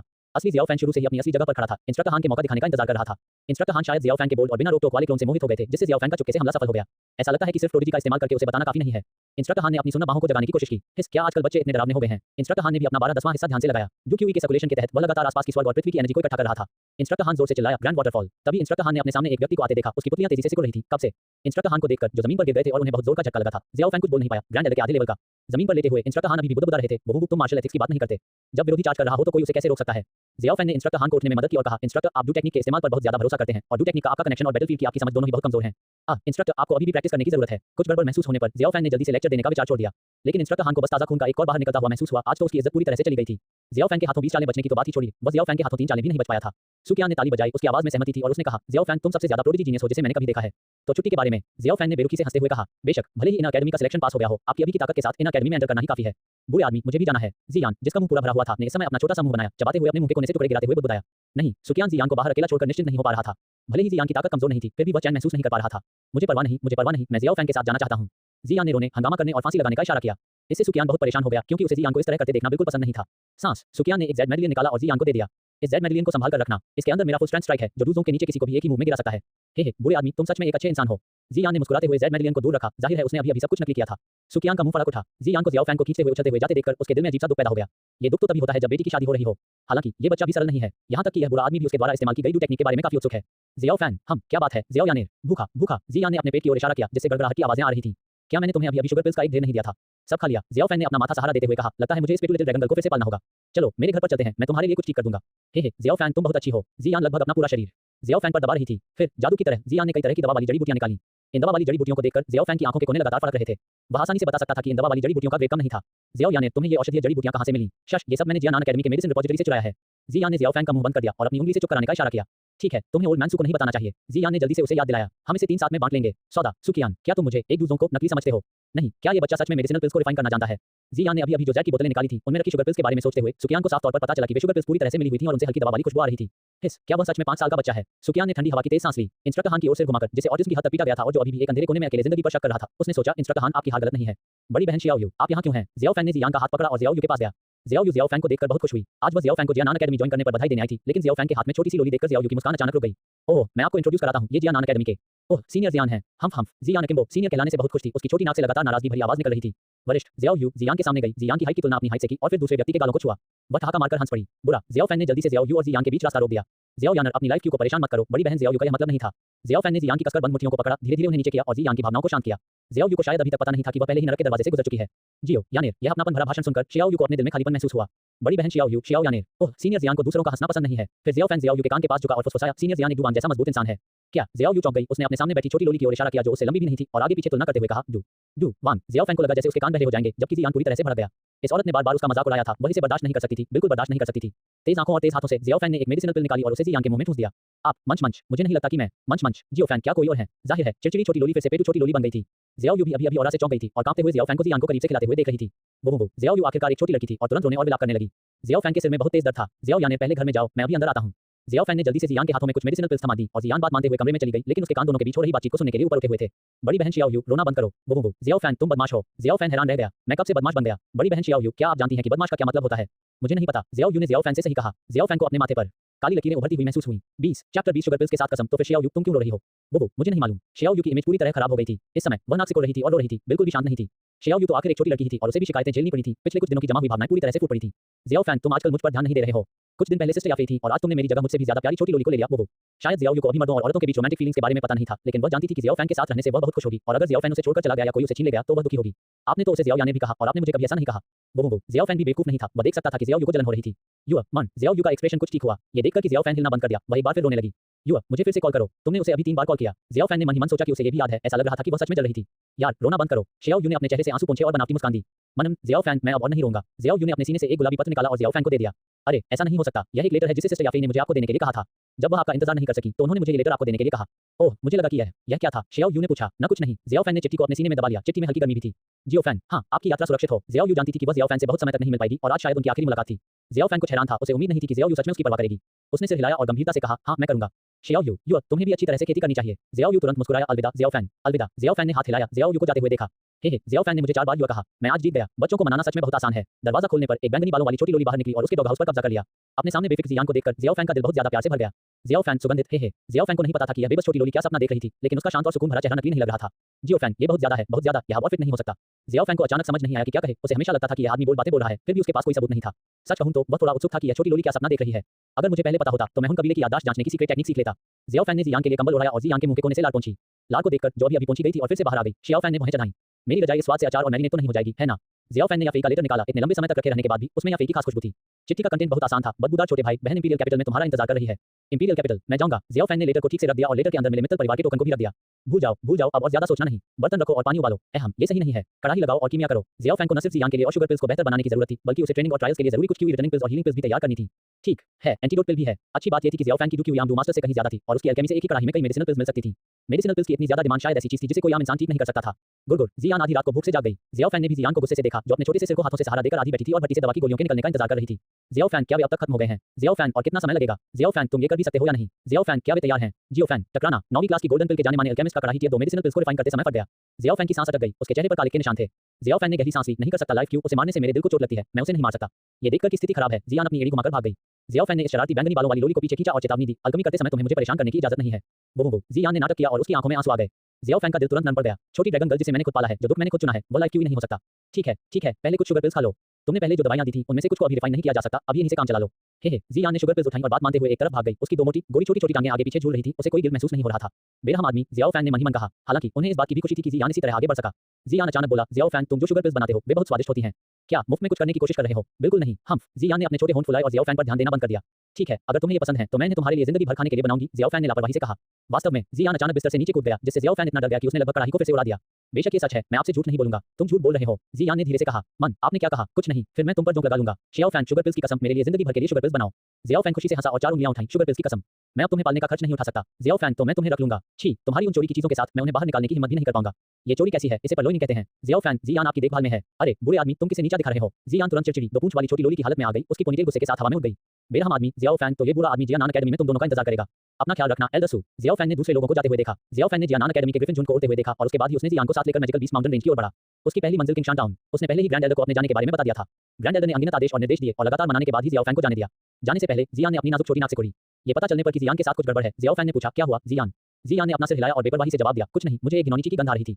तो चलो जल्दी से चलते हैं। जियाओ फैन ने अपनी रफ्तार बढ़ा दी। एक नया भविष्य, एक नया सफर, वही लोग वे हमेशा अंत में ही दुख मनाते हैं। बस जियाओ फैन के साथ क्यों है? गुजुनर ने हाथ में हाथ डाले जा रहे 2 लोगों को नफरत से देखा। सफल होने के बारे में सोचना भी मत, तुम वॉइड एंशिएंट ड्रैगन साथी।